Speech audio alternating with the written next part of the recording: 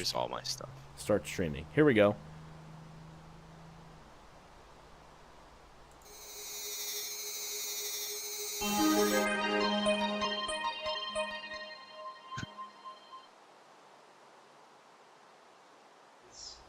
Here we go. Yeah, here we go. Let's go. Success. What is up, guys? Episode 14 of the Telecast, the greatest podcast on YouTube / Spotify / wherever you get your podcasts, Apple Music, Amazon, Robot Butler, C3PO, Russian Uber driver. It doesn't matter, guys. We are eventually going to have multilingual mode, but in order to do that, we need more subscribers and more money. So share this with your friends. And yeah, let's get into it. Today we're joined by Jacob Sopko. What's up, Jacob? Yo, what's up? How's it going, podcast? Jacob is an immigrant from Poland. He stayed with me and my family for a few weeks back over COVID. Isn't that right? Yes, it's been wonderful staying over here with the Luke family. I gave him American accent lessons. Yeah, that's it, guys. Oh. As you can see, we are. Oh no, is this not live on? Oh, it's not live on Spotify. What am I thinking, dude?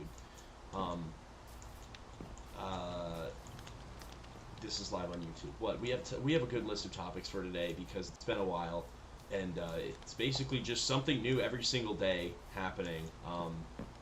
Between the Epstein and Diddy stuff, and between the Texas floods and AI taking over.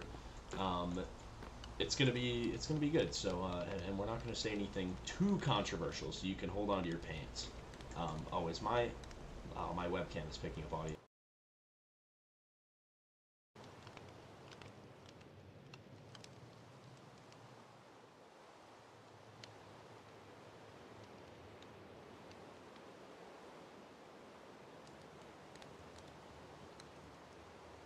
Oh, there's the good mic. Okay, we're rolling. We're in business. All right, now we're good to go. Yeah, we're live. By the way, all of that happened live, which is kind of embarrassing. Yeah, we're in a Minecraft world that we played on like a couple years ago or something. Yo, BBC Vlogs in the YouTube chat. What up, Brian Cabrera, popping in for the Quadro monthly posting of the Telecast. I swear, guys, we're gonna get better with this. This world is probably like back from like COVID, or like at least like a little bit after, maybe. This is the sequel to the world where we made that like enchantment table thing, right? Oh, right, with like I think so, with like all the vines and stuff, yeah. Yeah. Oh boy. Oh, and Nick was on here too. Yeah, I don't know. We got a list of topics, so Jacob, how about you give us one of those topics you were so diligently brainstorming before we started? All right. I've been thinking about this for a while, and it's like, I don't know, it's like just been biting me, but I've just been like, well, I know a lot of people have been getting back into the hobby, but just like the whole like Pokemon card craze, and like we're back to like another like Beanie Baby type like frenzy where people are like literally fighting each other to try to get a hold of all this stuff, and it's just like, it's getting too far. Like, it's just ridiculous at this point. Like, I get that it's something you're nostalgic for, like you're kind of like getting back into the hobby, and like there's not like the easiest access to them, but like the prices I see some of these people paying, it's just like I don't understand like the logic behind it. Like, it's not worth spending like 50% of your paycheck just to get like one box of like 5 packs or something. Is I don't know. Even ethical to market your product that way? Because like if people are, it's like this is gonna happen. Like people get hurt pretty much every time like a big new like drop comes out. Yeah, it's like you gotta think about more of like the implications of, is this even safe to like release to the fans? Like, obviously, like not every like store that's coming out with cards is like getting like bombarded by like 50 people like who are gonna go resell the stuff on like Whatnot or whatever, but it's just like getting to the point where I'm just kind of personally, even like as someone who like wanted to like get back into it, I'm like kind of at the point where I'm like, you know what, it's not worth it. Like, I'm not gonna get back into it now. I just like, I think that there's such like a lack right now of like you don't have anything like really like a new big thing coming out for like kids. So kids are kind of stuck with like these hobbies that like all these like kind of like, millennial and like maybe even like some younger Gen X and like also like older Gen Z people like they had these hobbies before. So now it's kind of like being bombarded by like four different generations possibly Well, that was and something probably that even like more. our generation like very much hit like we because of the internet we were exposed to so many hold on, just very much. Okay, there we go. I was just checking my voice for a second. Like, we hit that. Like, our generation was crazy with the like retro music and video games and stuff. You know, like from a young age, like there were people who were just crazy about that stuff. And it's like, I guess the next step of that would be like compounded. Like, we're finding all of the really good old stuff and putting that on the new kids, and like especially since a lot of Gen Z people are making content online now, it's like exposing all of the like younger people to just like the best of the best stuff, which is cool, you know. But also it makes it like a little bit more competitive. I guess if you're trying to like continue collecting cards or like vinyls, for example, you know, like younger people started collecting vinyls, you know, and it just got, I don't know, it just got oversaturated quick because it was like a trend. Hmm. And it died off, which I mean, like any trend or craze is eventually probably gonna die off. Spider jockey. Um, Oh my but god, I'm like gonna you'll die. just you'll just kind of like I don't know, like it's something like Pokemon though. Like this has happened in the past even. Like I remember even when probably when I was like first a kid just getting into Pokemon, it wasn't this bad to this extent, but I know that there's definitely like a spike in like people like kind of caring about the cards. But if you think about it, like now more than ever, they're probably pumping out more cards than like they ever have before. So Well, all these cards that people are like valuing at like 300, $400, they're just gonna like in like 2 years not be worth anything because they probably have like the most production out of any like card series or it'll. like card sets. Well, you look at the Oh, creeper! You look at the, you look at the. Oh my god. Okay, I need to like get indoors because if I'm gonna actually run this podcast, I need to not be getting distracted. When they did the guaranteed two hollows in a pack, I don't know if Yeah. I was a fan of that. Like, because I don't know. It's like Yeah. They essentially just shifted like the rarity of things, but they also kind of made it that it's almost like, oh, like you never really lose, so you but should just keep also continuing to buy packs. like gambling doesn't work if you never lose, you know? Like Yeah. it's like you need to have the extreme lows to have the extreme highs. And unfortunately, I think I would consider Pokemon cards like a type of gambling. It's definitely a type of gambling. Well, it's like I don't get any gambling impulses at all except for Pokemon cards. Like, you know, if I'm going to the casino and putting like $20 in, you know, or like whatever, I'm gonna go play on a table for a bit or something. I don't know. Like, I'm not gonna like overindulge, but like Pokemon cards, it's like it's a little bit difficult to like fully control myself. It's like I could get 2 packs, or I could just get the box. Yeah. Um, It's like because you're getting like something tangible still. Like you can't necessarily like lose completely because you're still getting something tangible. But yeah, it's like you're not really always guaranteed like, like, oh, I'm gonna get this cool shiny like full art kind of like Charizard card or something. yeah. Or like whatever your favorite is. There may even be like an air of competitiveness to it where it's like, haha, I'm not the chump who's like ending up with 10 BS cards, you know? Yeah. Like, whereas, you know, it's like, oh, like I'm the guy who loses, not even like, you know, I wasted money or whatever. It's like Yeah, somebody else is out there getting the pack that I should have had. I think a lot of like the kids of the hobby, which like I think it's cool for them because they're getting into like pack battles, which like Oh, they'll yeah. get a pack and then they like give a pack to like normally like a famous like person who like does YouTube videos or whatever Yeah. for Pokemon cards, which like I think it's like a cool way to like interact with like your fans is to like do a pack battle with them. Yeah. So like I definitely like get that like that competitiveness is more so just like in a fun way. Mhm. So I kind of like respect that, but when Yeah. people are like flexing about it on social media, like, oh, I just pulled this card or whatever. Like, I don't know. It's like, come on, dude. Yeah, You well, got a piece of cardboard. I mean, but also like, damn, like I wish I had that, you know? Yeah. Like It's like that jealousy, but also like it at doesn't. the end of the day, if you like Yeah, realize it's just like a Pokemon card. it is nice where there's a hobby where if you do well, you can be excited, but if you do poorly, you can say, well, you know, other people are out there wasting money. This is all BS. It's like one of those things that like you hate it and love it at the same time, and that's what makes it so great. Yeah.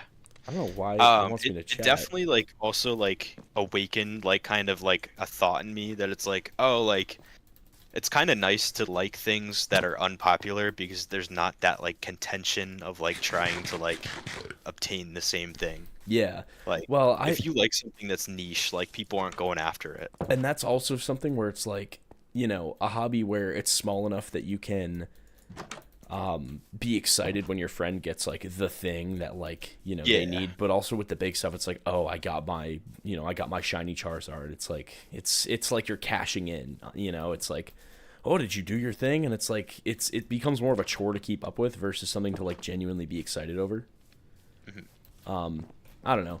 It's really funny we're talking about this because at I went to Dollar General today after I got stuck in an elevator. For all the people who are watching, oh my god, leave me alone, zombies. Yeah, I got stuck in an elevator on the way out of work, and when I was out, I went to Dollar General, and I was looking for Pokemon card packs because I wanted to open one at the beginning of this podcast, but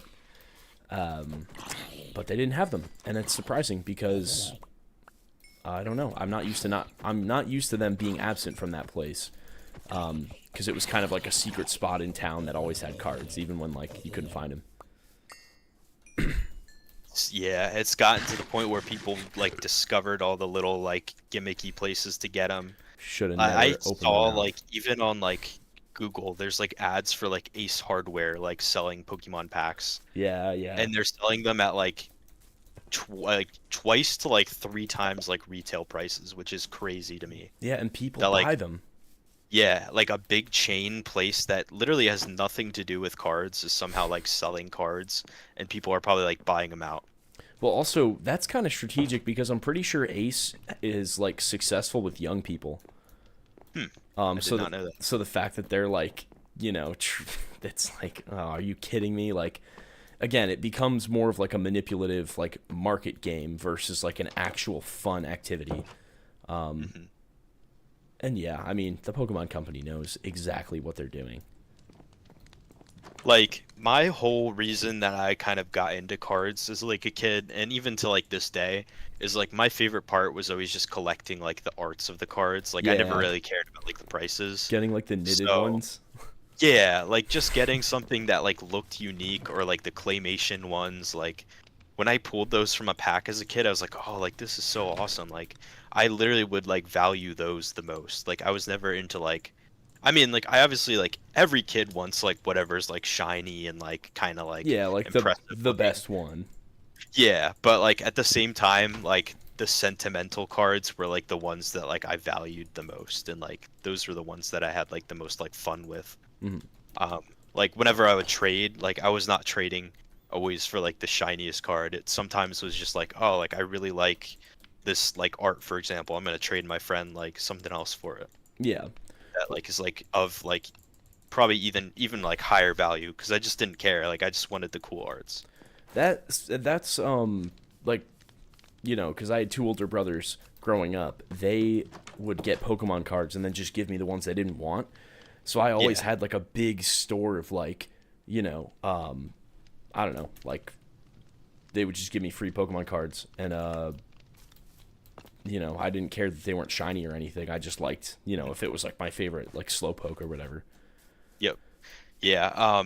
I just like, and like that's another thing that's kind of like grossing me out about the hobby in a way, is like I see people on these live streams, they actually like open the cards for you now. Like you don't even get the pleasure of opening the packs. Yeah, like, you just buy them. yeah, you're buying it so that the streamer can open it for you and like send you the cards. Yeah. No, that's Which funny. like I get it, because it's kind of like, I guess it's like that gambler's kind of kick that they're like maybe like oh, like everyone gets to see my big win kind of Oh, thing. what there was a thing that Rogan was talking about, and it was like voyeurism with online content, where it's like Yeah. there's this there's this weird like quirk with humans where like they want to watch like good things happen or whatever. Like they want like the flex in a way. Yeah, well, people show off, like they get their ego kicked by like showing off, but also people enjoy watching that. Like, they don't dislike people for showing off their cool collections or whatever.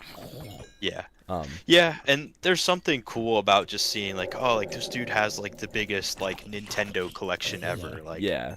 Well, that and is like genuinely enjoyable to watch because you kind of like see like, okay, this guy's got like all this stuff. Like, oh, I hadn't even heard of that. That kind of yeah, thing. or Like, like, oh, of course he's got his X, like he's got his copy of this thing. That's Brian's BBC Vlogs. Brian said in the YouTube chat, "Dog Luke be buying Pokemon cards like that. Look at his paycheck." I actually do not buy Pokemon cards. I fight the urge. Sometimes it's hard. Sometimes I have to slap my wrist with a rubber band. Sometimes I even have to like hypnotize myself and say like Wallace and Gromit, where he like does the brainwashing stuff, and then he turns into the were-rabbit. I have to do that with Pokemon cards because it's that bad. still have to watch that movie. It's been on like my watch list for so long, Dude. and like I still haven't watched it. That was one we would watch every year on Easter.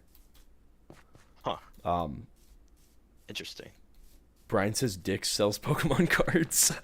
Oh, really? Yeah. That's so random. Like again, like another place that I feel like they're just kind of like cashing in. Like they're like, oh, there's hype. Like Yeah. we can cash in on this right now. Well, like young people, it's like they know where the young people go, Yeah. and that's like it's kind of scummy, but also it's like, hey, like what are you gonna do? I mean, I feel like you could find any sort of like department store in like a strip mall area and like just throw in Pokemon cards and like there's guaranteed like teens or kids who are just going to be walking around like their parents drop them off and they're all hanging out and just kind of like checking out for like, cards or whatever, like not even like looking for cards but might come across them. They're like, "Oh, like I'm going to get these now." yeah. Well, and it's like it's under $5. Like if you can find him for $4.50, like I mean, parents will buy like one pack of cards for their kids. I feel like that's Yeah. not too much to ask, and also it is fun if the parents are like into it too. Like if my kid wanted to get a pack of cards, I'd be like, okay, but I'm getting one too. Yeah. And Oh, that reminds me of I saw this reel and it was like this guy was like, "All right, so we're going to GameStop. They have like a buy two get one free like promotion right oh, now. that's cool. So I'm gonna get a game and then like my two sons are gonna get a game." And they go into the store and like the guy is buying like or he wants to get what game did he wanted to get like The Thing, like the movie The Thing, but Yeah. like I guess they made like a remastered game for the Switch. Oh So he wanted to get that. His son wanted to get like some Five Nights at Freddy's game, but no. then like it like cuts and then like the kid's like, "Oh, I think I'm gonna get this." And it's like Red Dead Redemption 2. And the dad's like, "My vote is on that." And like he's kind of like swaying his own son into like choosing like another game. That's And funny. then He's the third like narcissistic parenting or whatever. yeah. And then the second son, who's like the youngest, wants to get Poppy's Playtime like collection for Xbox. And then like it like cuts and they're like walking through the mall and the guy's like, "So the buy two get one free promotion was actually only for used games. It wasn't for like, Nah, that's a new lie. games." He No, he did- definitely just wanted to get like games for himself. no, that or he like didn't want his kids to like get some new thing. He wanted them to like play the Yeah. classics. And like all the comments were just like kind of like ripping on this guy for like essentially like not letting his sons like get things like, he promised them. Yeah. Nah, that's funny. But I don't know if that's actually like what happened, but like it is just funny to like see people's like speculations sometimes on he stuff like he that. could just totally be rage baiting. But kind of tying in with that is like my overarching theme of just people buying things for the sake of them being on sale. It's Oh like, yeah. would you really go and buy like two video games to get one free unless there was like a sale. Like you wouldn't really be going out of your way at all for that. I So think it's just like the overconsumption of things. I think that I mean the overconsumption thing is, it's something that you see like all throughout, like look at America specifically, because like the consumerism kind of was born here. But I think that the buying things because they're on sale, I think that was like an older generation thing. Like that was a like boomer slash like, what was that before? Was it the silent generation before the boomers? It was like that kind of thing, where it's like you want to be smart with your money, but also like there are little cheat codes where you can like indulge a little bit and like write it off. It's like, oh, I got like these 3 dresses I wanted because they were on sale, and it's like, Ethel, what are you doing? Ethel, you're only gonna wear like 2 of those dresses ever because you're never gonna actually have like enough opportunities to wear dresses. Yeah, Ethel, we have our picnic dress, we have our Sunday driver dress, and we have our church dress, okay? That's it. No more, no less. So unless you're replacing all 3 dresses, I don't see the reason why you need to own so many. And then you look these days with like Shein, and it's like, Lord have mercy on the poor Chinese children.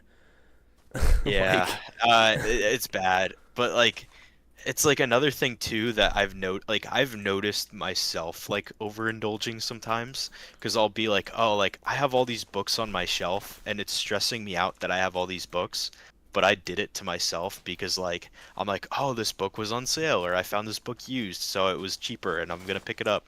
But now I have like this giant backlog of things, and like I constantly just like feel weighted down because I'm like, oh, I have to like, I get around to reading these at some point. Like I want to read them. It's not like they're not going to be read. Yeah. But now I just have like this overarching like weight, I guess, like pressing down on me.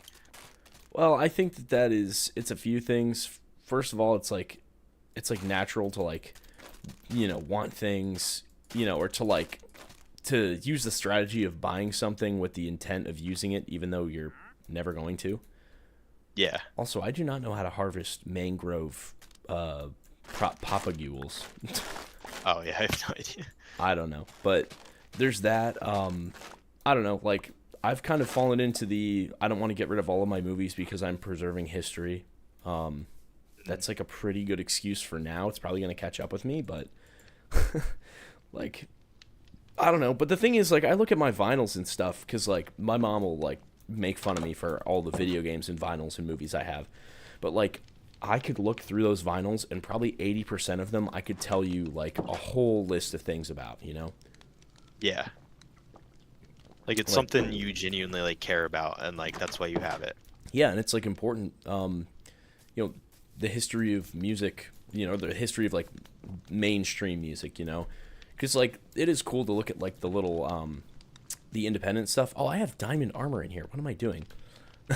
To look at the smaller scale stuff and to see, like, the little pockets of music culture and stuff, but also, like, seeing the main consolidation of it as the world, like, got more globalized, starting in, like, the Industrial Revolution, when people started to get more connected and, like, culture started to, like, the world started to have its own baseline culture, Yeah. I saw something recently, and it was like, it kind of like got me thinking, because like, so like back in the day they had like mostly like a group of like, I don't know, 5 to 10 songwriters who like were just constantly like making songs, and then they were giving them to artists to like sing, and that was back in like I think like the 50s and like the 60s, or maybe even like the 40s and 50s. But that was like very common, that there would just be songwriters who would create like music essentially for like the entire industry. And like we're kind of seeing a resurgence of that. Like there's just a group of like 5 to 10 songwriters, but this time they're all like collaborating on these songs. Yeah. Just like cranking them out. Well, there's like little cliques and stuff too. Like, I know, like, what was it? FU was supposed to be, it was written for Bruno Mars, but then CeeLo Green was around, and they're like, hey, like, why don't you come in and try it out? And like, they were like, okay, like, it's got to be him. Yeah. And same thing with like, Kendrick, Steve Lacy, what's his face, Pharrell Williams, all Mhm. those guys. Like they were all kind of in contact with each other, and they wrote stuff for each other. Like, dude, there's a creeper hiding next to my house. He thinks he's so slick. But like I don't know, these guys, they were just chill with each other and they appreciated what they were doing. And you look at how many beats, Rock Your Body was Pharrell Williams. Like he did that, which was like, whoa. And what was it like? I think it was Money Trees. Steve Lacy did that beat. It's like, what the heck? like, like all these. Yeah, it's interesting. That's definitely like part of it, but like the one thing that's like concerning to me is like you have these songwriters like Benny Blanco is one. Like I mean, he kind of was more so like the 2010s, but like right now, I know like one of the big songwriters that just like is involved in like a lot of pop music is Amy Allen. Hmm. She's been doing like a lot of music for like recent artists. And like it's not a problem that like there's people who are like writing all these songs for all these people, but then you just get into this kind of like tunnel vision view of music, and like every artist, even though they have different voices, they're all starting to sound the same because Well, they're kind of singing the same person's lyrics. and it's there's that, but then also like this is kind of a tangential topic, but it's like it's almost like the what you would think of if you thought of like pop music as like a I don't know, like somebody says like, oh, all these pop artists, like you have a few in mind, but I feel like that's such a small like it's almost like accessible pop. It should be like its own genre because like you look at artists who are putting out music in the quote unquote pop genre these days, and there's a lot of good ones. Like Yeah. I haven't like studied up on them or like really listened to them, but you look back at like the 2010s or whatever, and it's like Katy Perry, like her music was very poppy and stuff, but like it had its own unique sound and it like made a huge impact. I don't know, like when in the times you can look at the top 10 charts and roll your eyes, but like the ones that last are like the ones that you hear like at the bar if you go on like a 2000s nostalgia night. Hmm. Same thing with like I I would assume 80s artists too, like Yeah. like my parents are like, oh, you're listening to Tiffany, like what the heck, man? And it's like the same as somebody saying, oh, you're listening to what, like, Kate McRae. yeah. Like yeah, like I don't know. It's not that I necessarily like have a problem with it because like there are different genres like popping up in pop right now. Like I know Popping up. country has like a big yeah, country has like a big influence on pop right now. Yeah. There's still a lot of like influence from like R&B and like hip hop elements like are very like popular in pop. And like in the 2010s, it was like more so like EDM influence and like house music Yeah. influence. Oh, well, the Europop influence in the 2010 Yeah. or Oh, in the I 2000s was love the insane. Europop like Like stuff. Lady by Modoho. Yeah. Like, dude, Um. that's I'll never not get hyped for that song.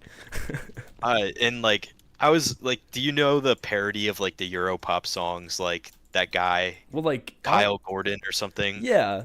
Yeah, It's he like the Planet of the Bass. oh my gosh, I haven't seen that, but his It's awesome. well, also like I feel like the mainstream is so saturated right now that the field is ripe for like parodies. And like Spaceballs 2 is coming out. Spinal Tap is getting a sequel reportedly, which I'm very excited for. Yeah. And like, parody music, like if there's any time for it to come out, like now is a great time. There's so much stuff to be made fun of, and you can get away with it because it's all just parody. Like you can And like infringe as much as you want. yeah, and while people are kind of like tensed up in a way, it's something that can kind of like release stress. Like we need some good like lighthearted like fun. Well, Like stuff that, like where you can make fun of someone and mm, like they'll be a good sport about it, and it's not yeah. even like this whole like people are too sensitive. It's just like I don't know, like I just feel like you got to be able to make fun of your friends, and you got to be able to make fun of like I don't know what's popular. I can't even think of a Like specific example, but like all the yeah. time. Like when there's like so much like stress or anxiety about just like everything else that's going on, like it's just good to have something like very lighthearted and kind of like cheerful and just you're just having fun with it and like that's what like parody music is. Like it's just something stupid, but like everyone's aware that it's stupid, but that's what makes it so good. Well, Like also, I feel like parodies, at least for me, have allowed me to better appreciate the thing that is being parodied. true. Like Yeah. I can sit there and like, criticize and criticize, but somebody parodies it in a really funny, like creative way. And I'm like, you know what? Like it's like, it is like that, but also like it's a little more nuanced. It's almost like somebody taking the extreme opinion on something you don't like and then you saying Yeah. like, "Hold on a minute. Like it's not that bad." And then soon you're like advocating for that thing. Yeah, I feel like the best example is like Weird Al will take like a song like Gangster's Paradise and like made Amish Paradise, Dude. and like it just makes you like appreciate like that like chorus though even more. Like I mean it's already a good like hook, Yeah. but it just becomes even better like knowing that like I don't know like it's just something about that that like it makes you even like go back and you're like, huh, I kind of want to listen to like the original song now too. Well, also, like, this is not this. This is kind of a merging of topics here. But "Gangster's Paradise" was a sample of a Stevie Wonder song, Yeah, and it's like if you like, I mean, talk about getting an appreciation for something like, when somebody samples a song, like you appreciate how it was remixed, and then it makes you think like, this is something that like influenced somebody in the past, and like this is a piece of history, and you can kind of trace back like the influences and stuff like that. It becomes a very like interactive, you know, type of deal where it's like, I don't know, you get to just see that, you get to deconstruct it, but not in a negative way, where like you can see the creation of it, but it's not, but it's like a totally unique thing. It's not like, oh, I could have done this myself, you know? like I understand like wanting credit where credit is due with sampling, but at the same time, they're kind of doing like free advertising for your music. Like I don't know, a lot of people like who grew up in our age weren't gonna like look up like the Sting song that like Juice World sampled before he sampled it. But then like after that, like I don't know, like it kind of made me be like, oh, like what is that like guitar like lick that is just kind of like sampled at the beginning of like Lucid Dreams? Like Yeah. I don't know, like people get curious and then they find out and they're like, oh, that song's actually like kind of cool. So Or they hear it in their mom's car and they go, "Oh my gosh," you know? yeah. Or like a lot of the old like soul samples and stuff that were used in Oh like yeah. like 2000s to like 2010s like hip hop, like a lot of that stuff, like those songs are like incredible, and like it's just not something I would have come across if it weren't for like the samples. Yeah. Well, and the reverse happens where I know a lot of older music just because that was like what my parents wanted to raise me on, and like I appreciate that, because I just, I don't know, like I think that it was really awesome that they like wanted to culture me in that way, but seeing how people in the future like remix and appreciate stuff from the past, it's like, wow, like you did a really good job like doing this thing justice, it's like this song means a lot to me or whatever, and you didn't take a big shit all over it. Yeah, like it just like it also is kind of like in a way it can bring people together from different generations because they can kind of like appreciate like the same stuff, Yeah. or like they can kind of like be like, I don't know, like older people will see like a new sample of something, they're like, oh, like you sampled blah blah blah, like they're like one of my favorite artists, I'm glad people are like coming across it. Yeah. But then young people are like, oh, this is so cool, like I wish I would have heard this sooner, like that kind of thing. Well, there's like did you know this song actually samples this song? Yes, Dad, you say that every time this song comes on. Yeah. But yeah, no, I like it, and the thing is like, I think a big part of it is just genuine love and appreciation and care for the art, You're not sitting there like when people, here was something, that what is it? That Chopsticks song that I don't know if it was Train or the script did, but it's like, play that song, the one that makes me go, oh my Oh God, yeah. whatever. That was Train. I was thinking that, and I'm like, that's not a bad song. Like I like that song, and it did something that I typically really dislike, which is taking an old-fashioned song and just basically using it to construct most of your song. Like, I don't even know what would be a good example of that, off the top of my head. But in the same vein as the A B C D E F U, it's like, come on, like, Yeah. I don't know. Or like Twinkle Twinkle Little B Oh Word. my I don't know if you gosh, could swear on your dude. channel, so Yeah. I'll like censor Oh myself. yeah. No, you can. It doesn't matter.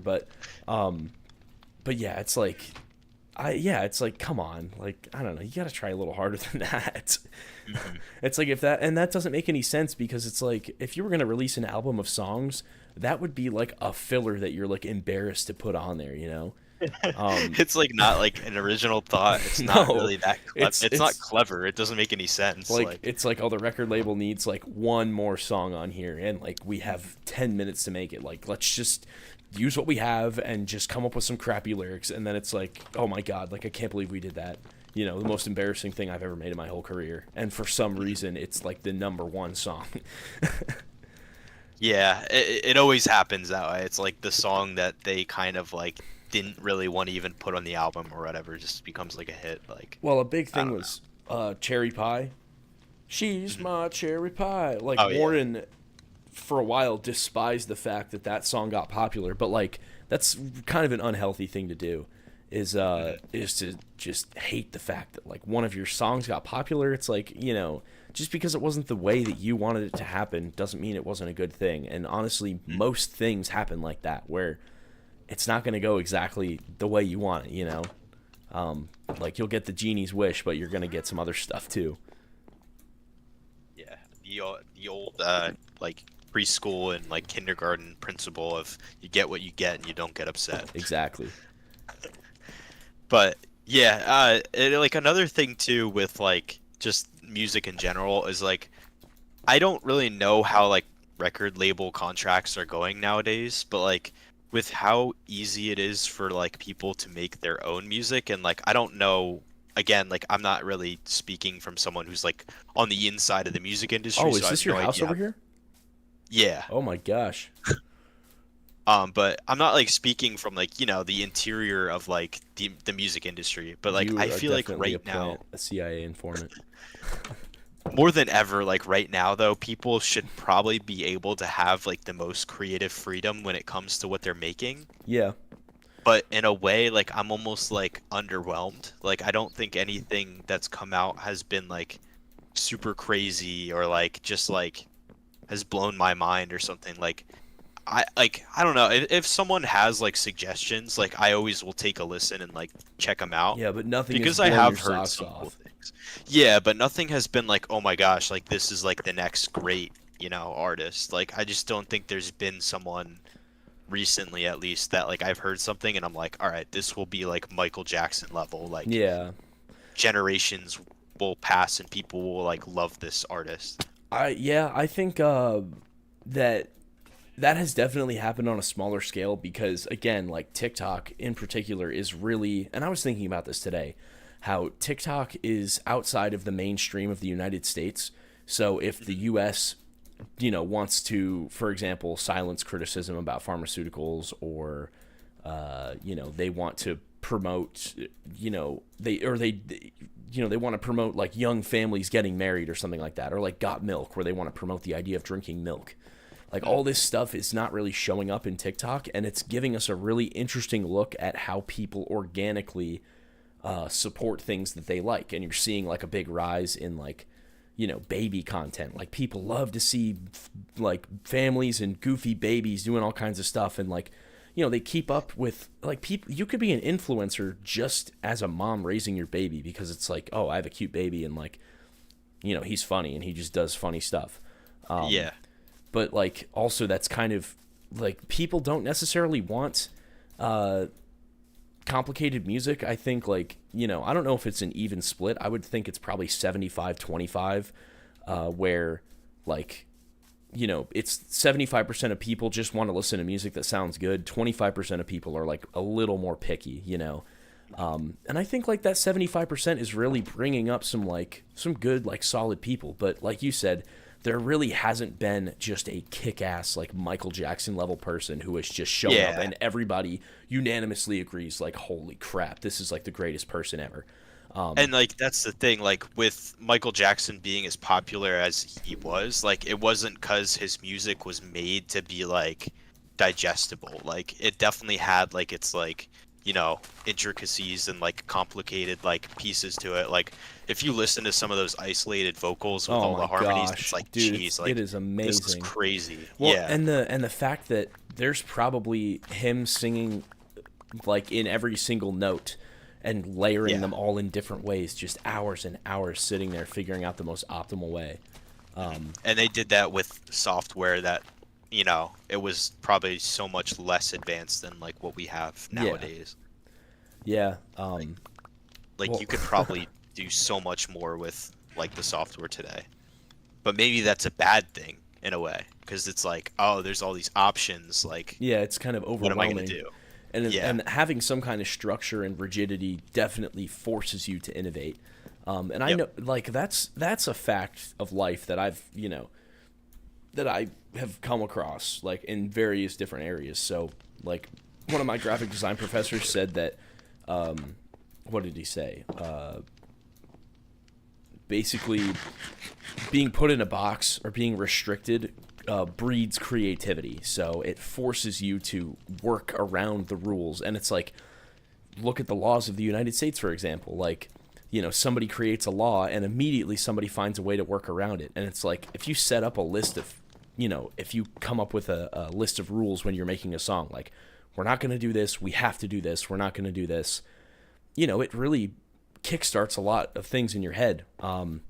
Doing like the horror film festival, it's like you have to include these quotes, and it's like it just helps you write better dialogue. Yeah. Same thing with wait, there was one other thing, I don't know, but you I think like even like the example of like, oh, like give me a writing prompt and then I'll come up with something creative. Yeah. It's gonna probably have like, at least because you had some structure to go off of, like you're gonna have like a probably pretty decent story just because like you had, you know, something to work with and something to be creative about. Yeah. Well, I wonder if being having more opinions makes you more creative, like because you're saying, well, I'm definitely not doing that, you know? Like I'm not a chump. Yeah. You know, I wonder if that's a good way to, you know, it's not good to be overly critical, but like it could be a strategic way to come up with ideas is by telling yourself, no way, Jose, I'm not doing that. I just think we're hopefully on the verge of like a big creative explosion, and I think there's gonna be like some like big artist or something that comes soon. Like, Yeah. I don't know, I think we're just kind of due for it at this point. Yeah. Like there's just gonna be something that takes the world by storm, because obviously you have like, I mean, going back to the Pokemon cards example, you have these hungry people who are just dying to jump on whatever is like the next big thing. Yeah. And that could be with anything. Like, Yeah. I mean, even like, you know, like the whole like, I know this is a little dated, but like Barbie and like Oppenheimer that summer, like everyone was going to see those movies. I'm getting attacked by an Enderman. Ooh. But Yeah. like people will jump on these trends because they're kind of, you know, trying to go along with whatever like the rule is. But there's gonna be people who, you know, split from the trends, and they're going to be the innovators who kind of just come up with something crazy, and then all the people who follow the trends are going to see this innovation and be either inspired by it or just follow along with it and support it. Yeah, I think there's definitely there's also like an air of you know, show me what you got kind of things, where it's like Barbie comes along and says, well, Oppenheimer, we're gonna challenge you, and it's like, well, I'm gonna be the best movie, and like, you know, everybody's excited about how they're going to compete with each other, but there is an intrigue where somebody shows up and says, I'm going to be the best. And you're like, okay, you know, like, are you going to be? And if they prove themselves, then it's amazing, you know? And in this day and age, you know, with the internet, you can show up guns blazing and say, you know, like, all you guys suck and I'm better and this is why. And, you know, like, I don't know. One thing that motivated me to make YouTube videos was, like, you know, I see something that somebody else already did, and I go, oh, they stole my thunder, and then I go, this video sucks. Like, I could do it way better, and then I go out there and do it better. You know? Yeah. In my opinion, you know. Yeah, like healthy competition is like the most powerful tool that you could have. Like, oh, it's so motivating. It's so motivating. Yep, exactly. And also, like depression versus anger, you know, getting upset over something versus getting angry about something. Like, if you like, that's the thing. Like, if you're upset about something, find a way to turn that into anger, and then find a way to turn that anger into frustration and motivation, because frustration is like anger at anger, but you know the way that the issue is constructed, you know? Like, I'm frustrated that, you know, that they're not releasing the Epstein list because I know it's in there, and, you know, they'll deny, and pretend like it wasn't there, but, like, you know, it's that kind of deal. I just wanted to plug that in there because that's one of the only things I'm gonna forcibly insert into this podcast. But, you know, Yeah. that's what it is. Like, frustration is so powerful because frustration, like, anger isn't inherently justified. Frustration kind of implies that it is, you know? Frustration and failure, because failure leads you to have to work around or to adapt and become better. Like, Hate leads to anger. Anger leads to suffering.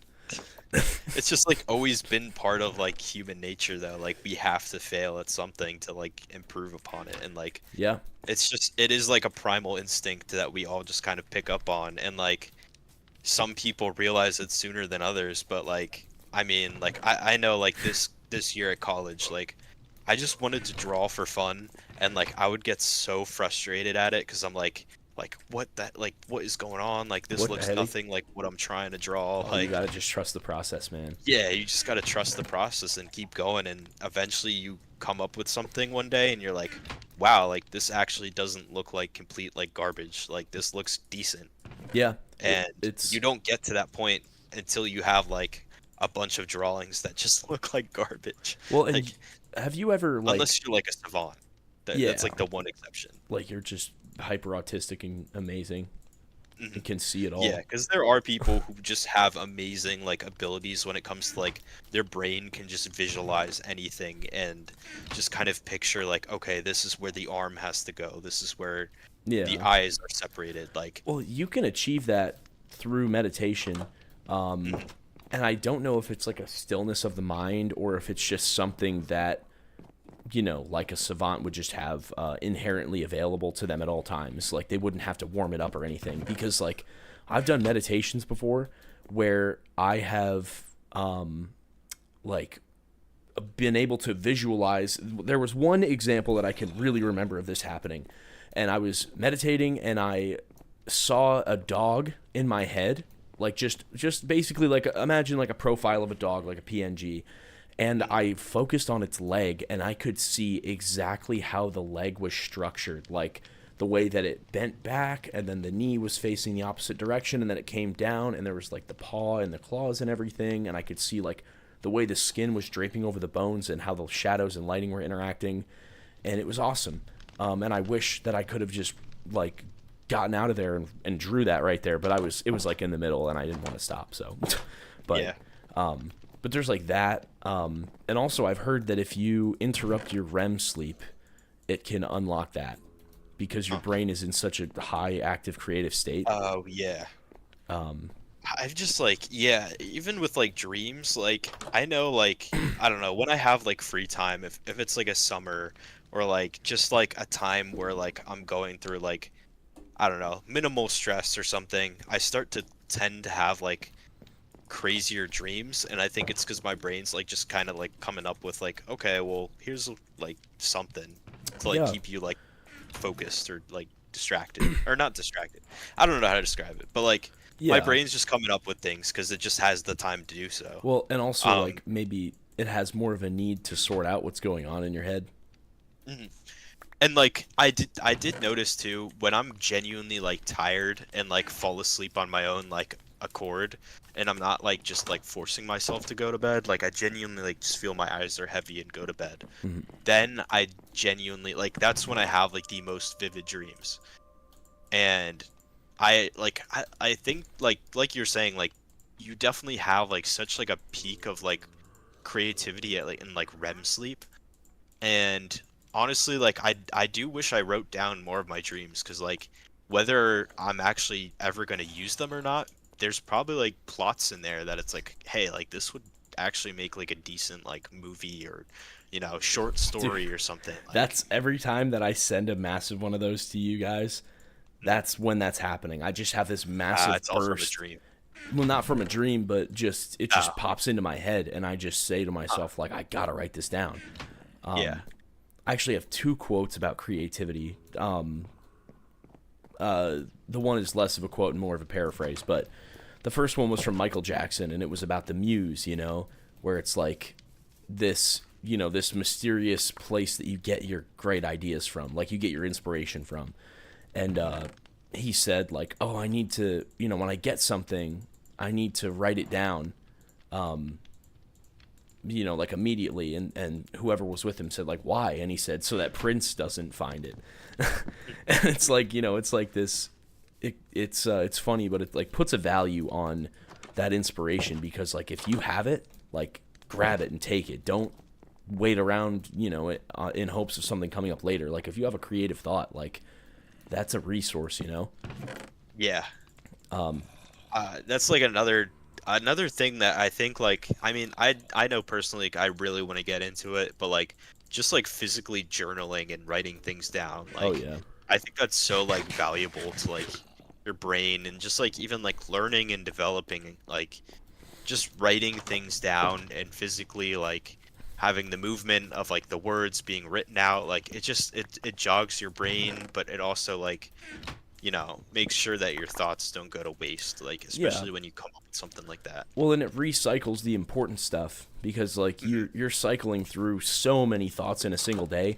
And honestly, I think too, like those thoughts aren't your own, because you're sitting there sometimes, and this kind of segues into the second quote.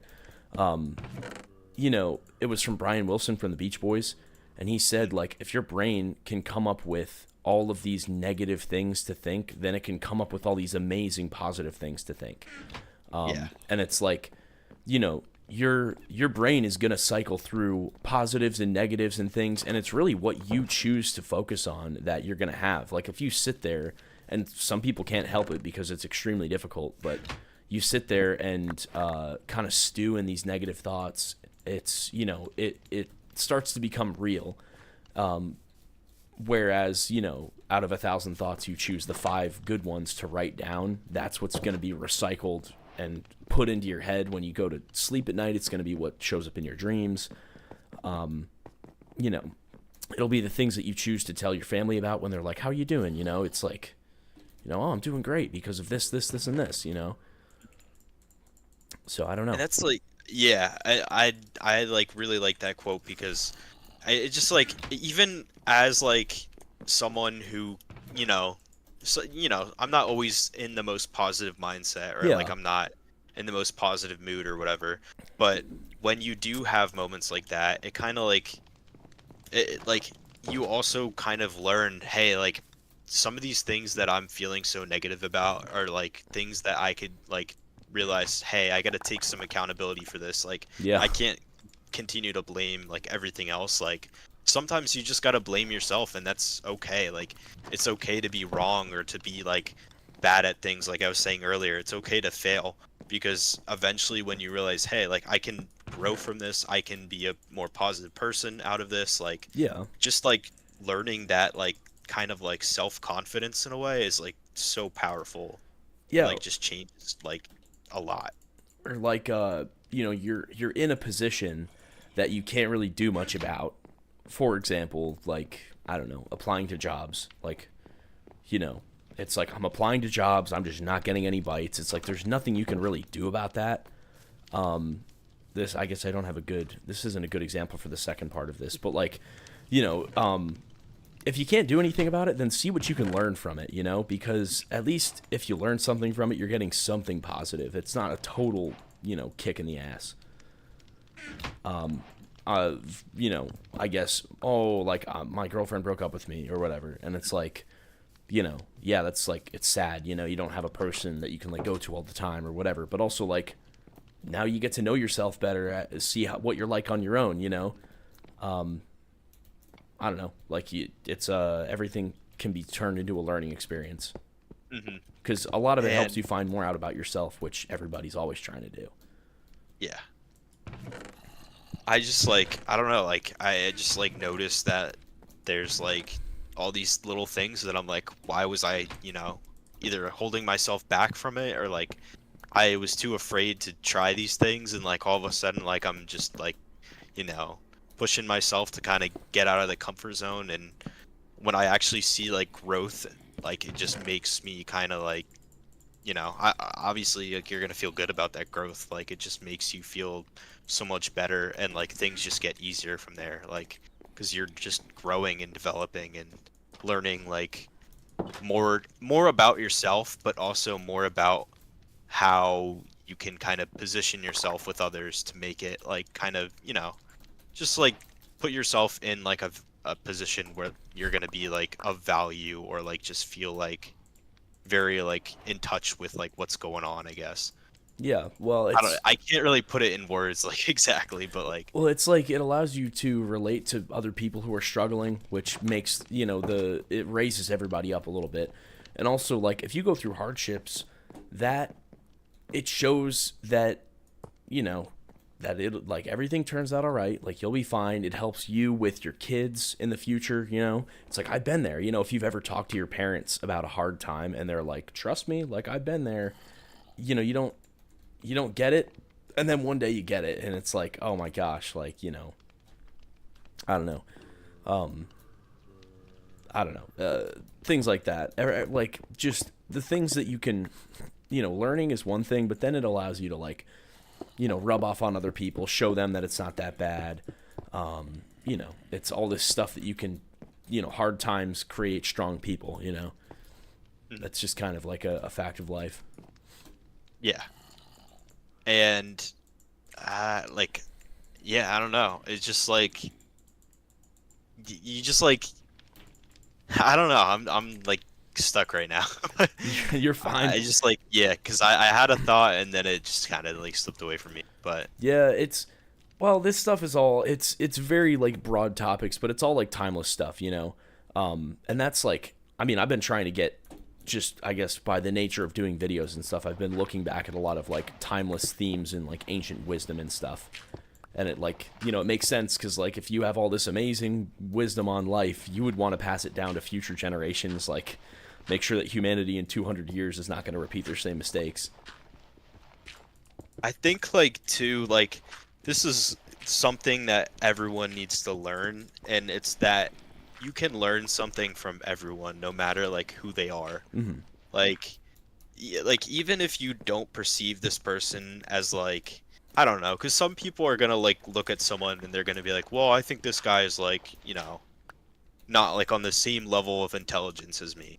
But like you have to realize that like everyone kind of has something of value that they bring, even if they're not book smart, they might have something that there's like they're gonna bring to the table, and they're gonna be like, all right, well that's actually like, a very useful like wisdom for life, or just something like that. Like there's always gonna be something that people will bring, and you have to really just value what everyone has to say, because there's gonna be something that they bring to the table no matter what. Yeah.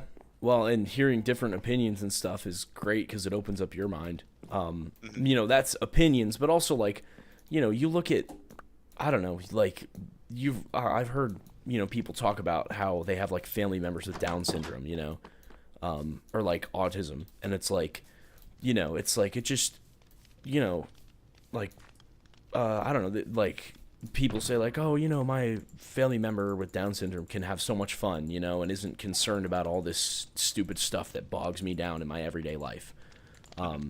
And it's like, yeah, it's really nice because it's like, it just kind of teaches you to step back and say like, listen, dude, like it's not that serious, like you can have fun. I And don't know. yeah, they kind of give you like that sense of like, oh, I need to like kind of start appreciating like the little things more. Yeah. Um, and that's not to say that everyone who has like, Any kind of some sort of like, disability is like on yeah, easy mode. it's gonna be simple. Like obviously they're gonna have their own struggles, and that's, part of it. But at the same time, like when you can kind of just start to appreciate like the little things, it's like, wow, like that just like that changes things too, because you're going for a walk to work or whatever, and like all of a sudden, like, I don't know, like even just walking from your car to work or whatever, and you see like a bird fly by and it's like, oh, that bird had really pretty colors. Like just noticing like little things like that is enough to kind of give you like the same like level of like serotonin or like dopamine as like scrolling on like a TikTok video, for example. Yeah. Like Well, sometimes you just need to like go back to nature and like the actual things that are around you rather than like just forcing yourself to like view like a content mhm. or some sort of content that's gonna like give you that boost. Yeah. One thing that I have been noticing, I've been picking it out more because I've noticed that I very much enjoy when it happens, is when you're looking in public and there's just a toddler that just goes running off at like maximum speed and the parent just runs up behind him and scoops him up, and it's like, you're not going anywhere.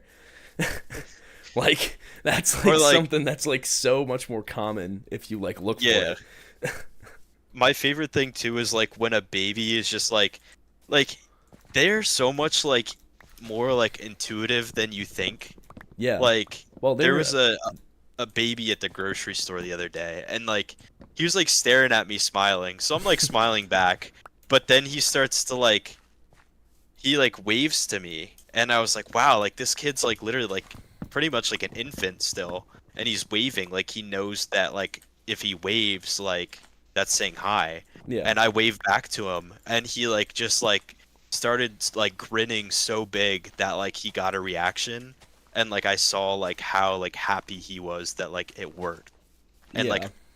I'm not gonna say I was like the first person he ever Like waved to. he successfully executed the wave. But yeah, no, exactly. Like you could tell how excited he was that it worked, and like I don't know, that like cheered me up and like really like made my day, and it was such a simple moment like that. Well, and And it couldn't have happened with like his mom or dad. Like it had to be like a random exactly, it person. had to be just a random stranger that he doesn't know, and it's not in like a it's not harmful to the kid because No. obviously it's just like a simple interaction. Well, and Um, you're a nice guy, so like. yeah, and like it's just like like little things like that. It's like I just like have gained like a new like appreciation for like moments like that, Yeah. or like little interactions with like coworkers or just like friends and family, or but like especially like with strangers. Like I think we've gotten to like a point where like especially like COVID was definitely like a big detrimental part to it. But people have kind of like gotten to the mode where it's like, all right, well, I'm just gearing up to get my stuff. Like, I'm just trying to do this and like get out of here and not Yeah. like really interact with anyone. And then you have like all the online ordering that people are like just like avoiding face-to-face contact and like getting their groceries through that and stuff. Uh-huh. But like we're kind of like eventually like I think kind of getting back to like interacting with strangers more, and like I just noticed like an uptick in like me having like conversations with like strangers in like public places. Yeah. Like I think that is kind of coming back finally, and I'm This very happy about it. this is not a pro alcohol statement. You can definitely see where this is going. But like I'll tell you what, man, like I like naturally I'm very extroverted. Like I'll just talk to people. Like if I'm waiting in line, I'll make some comment to the guy standing next to me, and like if I get a laugh, I get a laugh. If I get ignored, I get ignored. Like it's whatever. But I'll tell you what, get me like a singular beer, and I will literally talk anybody's ear off. Like, like I don't know, when we go out places, like I just love talking to like random guys because everybody's in such a good mood, and it's not like they're gonna be nasty to you. You just, I don't know, you just start talking and laughing and saying unexpected stuff. Like is the best thing, where like you know you're standing and you make a reference to some meme or some joke, and people like it's just fun. And it doesn't even have to be like like dudes at the bar or whatever. It could just be like a family in line, or just like like a mom with a baby. It's like, uh-oh, like like who's buying the whatever, like who's getting, like whose bag of candy is that, huh? Not that I'm gonna like. Just like yeah, and even like making like little like generic, like it doesn't even have to be like a niche reference or something. Like you just make like a generic joke to like some random stranger, and like they laugh at it. It's just like enough to like make you feel good. Like Yeah. it feels good to do that. It does feel good to just, sometimes get out of your like kind of like your circle and just take a risk, because like you don't know how they're gonna react. They might like just ignore you, like you said, but in the chance that they do laugh, like it does genuinely feel good. Like, oh, I just like made this Yeah. person laugh. Hopefully, they kind of like brighten their day a little bit.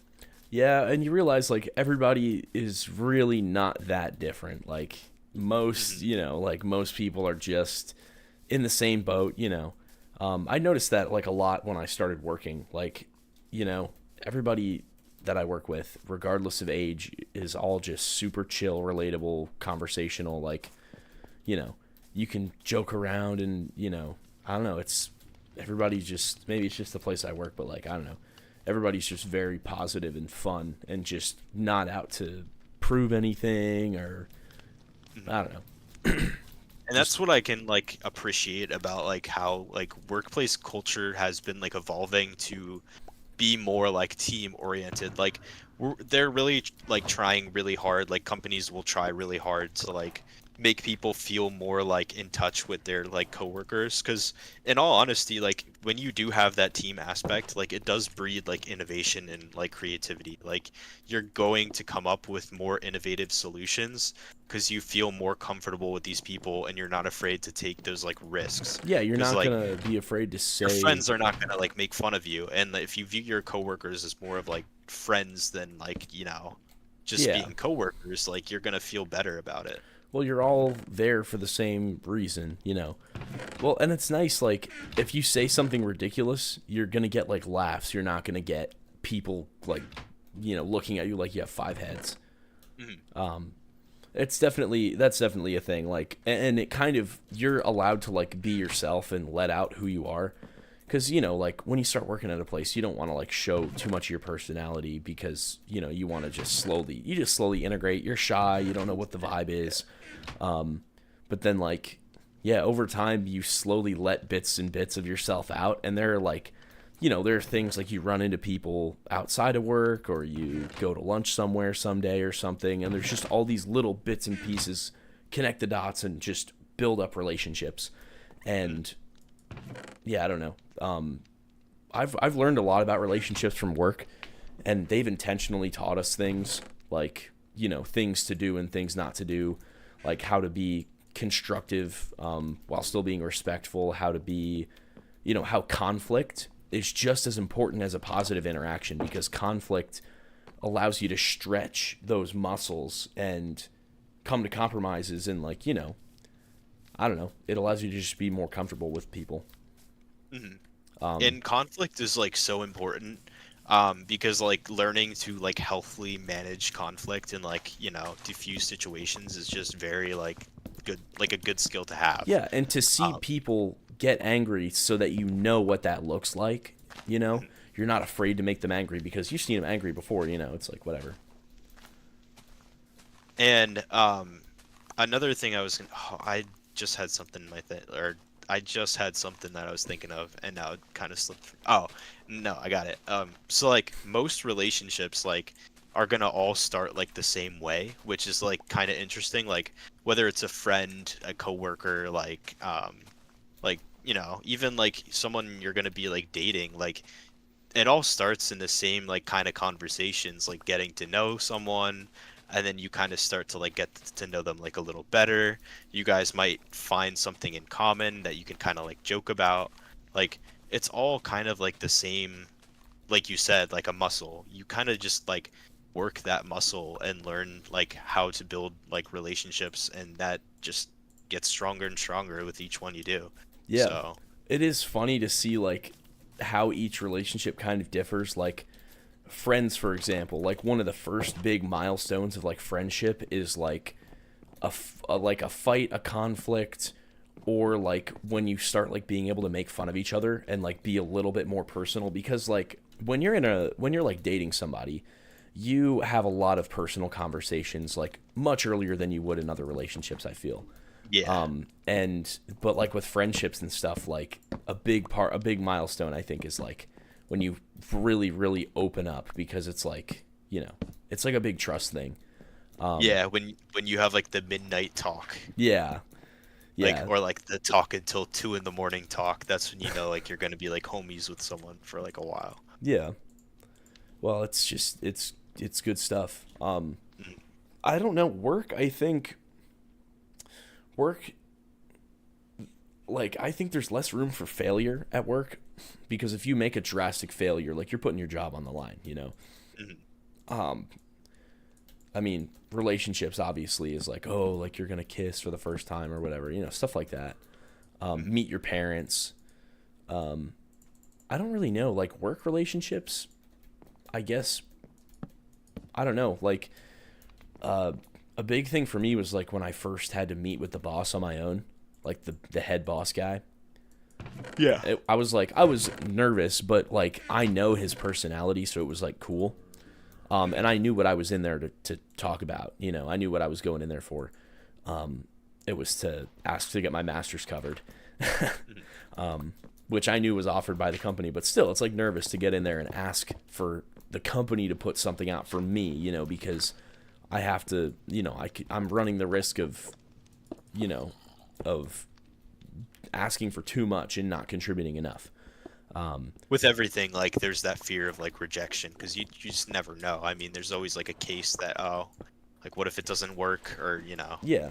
Well, it's like something.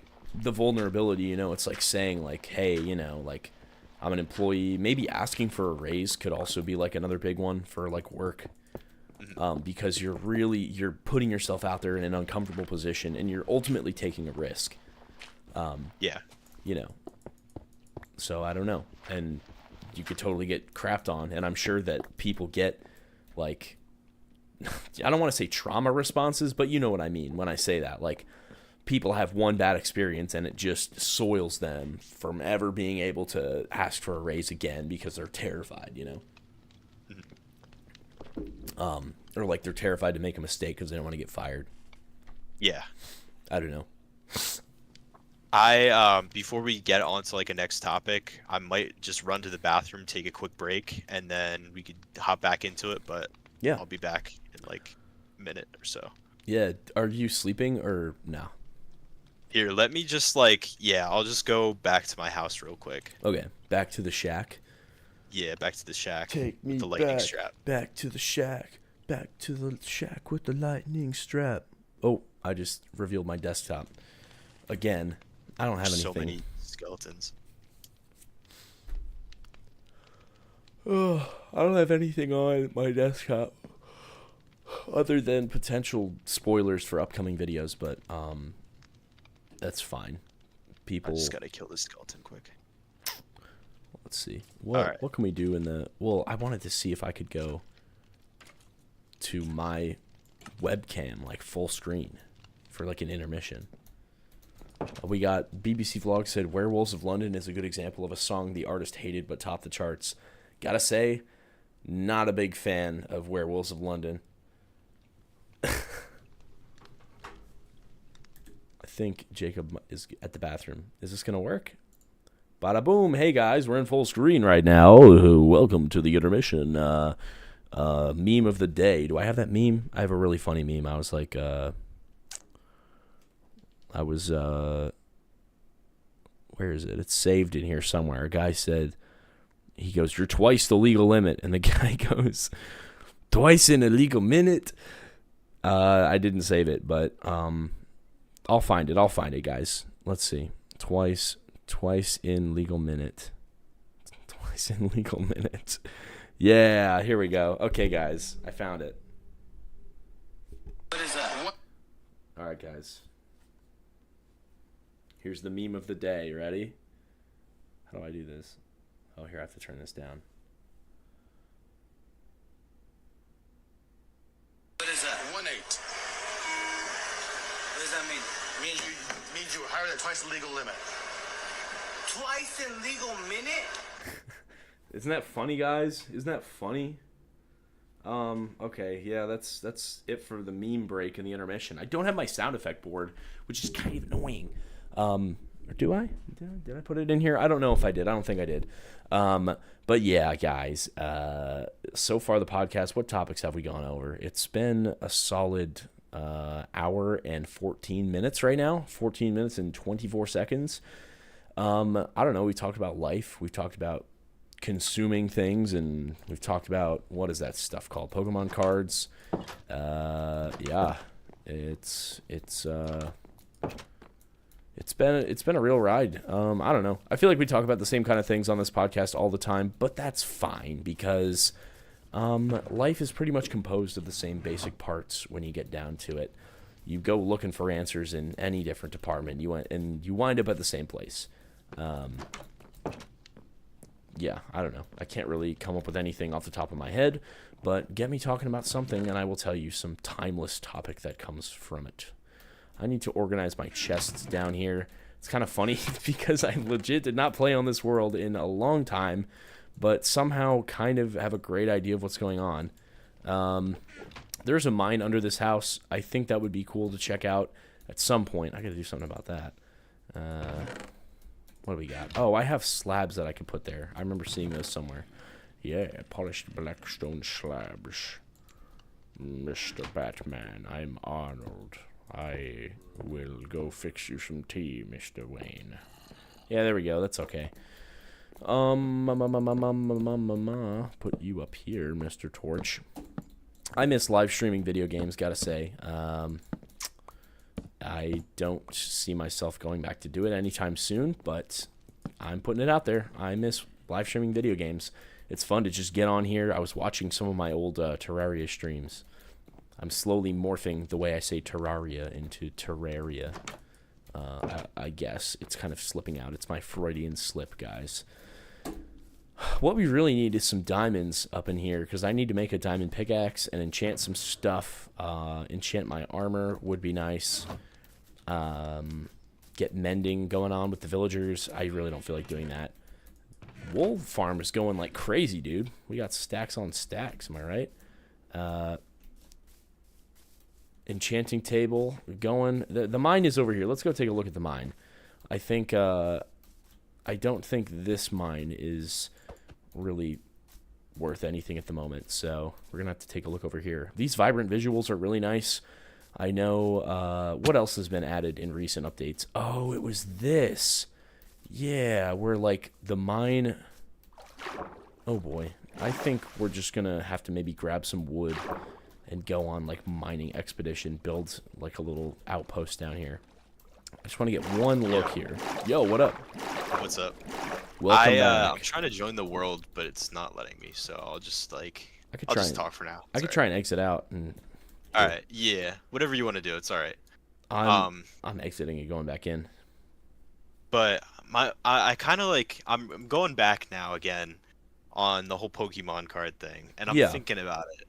And back in the day, people would want to collect, like, this is like, you know, medieval times even, and like ancient time. Like, this is something that people kind of did like all in the past. Like, art has always been something that people wanted to collect. Yeah. And I just think it's so funny that like it's just become like people want to collect the art of like these like, you know, made up little monster characters. Like, well, I don't know, like art just has evolved to that point. Do you know what I mean? I get you, but also I think that it is kind of, some of that stuff is timeless, because you look at what we, you know, the stuff that we painted and the creatures that we made up for like different stories and things like that. Also, you look, one thing that really like kind of impacted me in an interesting way was the fact that like basically there were furries in Rome. Like, they would dress up in like costumes, like not like fursuits, but you know, basically they had like animal costumes and masks and things that they would wear for fun. And it's like, you know, and there's all this like interesting weird art. Like, Rome is full of like all these like pictures of little boys and stuff, and like, you know, I don't know. That's questionable, but what I'm saying basically is that a lot of these things that we think are just product of, you know, the internet and people being tainted by this new technology, it's like kind of been there. Like, it's been a problem for a long time. Yeah, no, I see what you're saying. And like, even like, I mean, it's not like that old, but like in the movie The Shining, I mean, it's old, but it's not that old. Young, but I'm not that bold. Sorry. Yeah. You got that slipped you out. got like the people in like the party, like when they go to like the ballroom, they're all Oh wearing like yeah. different animal masks. That seems really like weird and creepy, but that stuff has always been around, like people dressing up in costume or whatever to go to parties or gatherings, like. Yeah. It's So it's yeah, it like furries is not even technically like a new thing. Like people have been doing that, yeah, it's like just not to the same extent. the It's new just evolved over time. yeah, the new flavor. Hmm. That's like And everything does like just evolve like over time. Like they there's just different variations. oh, you, my friend, are segueing us into a very interesting topic here. So, there's a quote from, I think it's Ephesians in the Bible. I'm not entirely sure, but it is a biblical quote that says there's nothing new under the sun. And it's that whole idea that, like, history, like, echoes itself. It repeats itself. History doesn't repeat itself, it echoes itself. Okay, whatever. Point is, the same things happen, and humans really do not change. But this AI thing is brand new. Like, I don't think it's necessarily a replacement for humanity, but it's definitely like a new apex predator that is not a mammal, it is not a lizard, it's not anything we've ever seen before, and it's a potential adversary, Yeah, it's like it's the fear of unknown right now. Like people don't really know exactly all that it's capable of, so they're gonna obviously have like distrust with it and like fear of it. Um, I don't really like. I'm not buying into like the hype of it as of right now, like as much. Like, I do believe that there's definitely functions for it that can be very helpful, but I'm not like selling people short because of it. Like, I think humans still ultimately have like the edge over it and can just use AI as like a tool. Yeah. Yeah, well, it's like, one of the big things that right when this stuff was kicking off, they said, it's going to be somebody who uses AI that replaces you. It's not going to be AI that replaces you. And it's like, yeah, it's like the idea that, you got to learn this stuff, because it's coming, whether you're, the best case scenario or the best thing you could do to prevent it is learn about it. Or not prevent it, but the best thing you could do right now is to learn about it. Oh, are you serious? I just pushed one of my minecart chests down into the cave below my house. Looks like I'm going on cave adventure down there. Yeah, my Minecraft's not working, so I'm just gonna. Oh, seriously? I'll just talk for the time being. It's all Here, good. I'll give it one more shot. I'll exit out again and join in. Actually, you know what? Maybe I'll shut my Minecraft. I'll get rid of it. Also, I realized that I had my full screen on until now. So, it's okay. Here we go. Here's my Minecraft. I had this really cool transition where it, like, Nickelodeon goo was on the screen. Here we go. Oh, don't want to do that. I want to do this. And, yeah, let's see. I'm probably going to call this at, like, midnight, if that's all right. Yeah, no, that's cool. Yeah, give it a shot now, see if it works. All right. There we go. Yeah. Right. There we go. Back in action. Uncle Soldier. All right. There we go. What inspired the Uncle Soldier name? Is that like Uncle Grandpa? Yeah, it's a long but short story of a friend who's like on dated Soldier Boy. Soldier Boy. Oh, so it's his Uncle Soldier?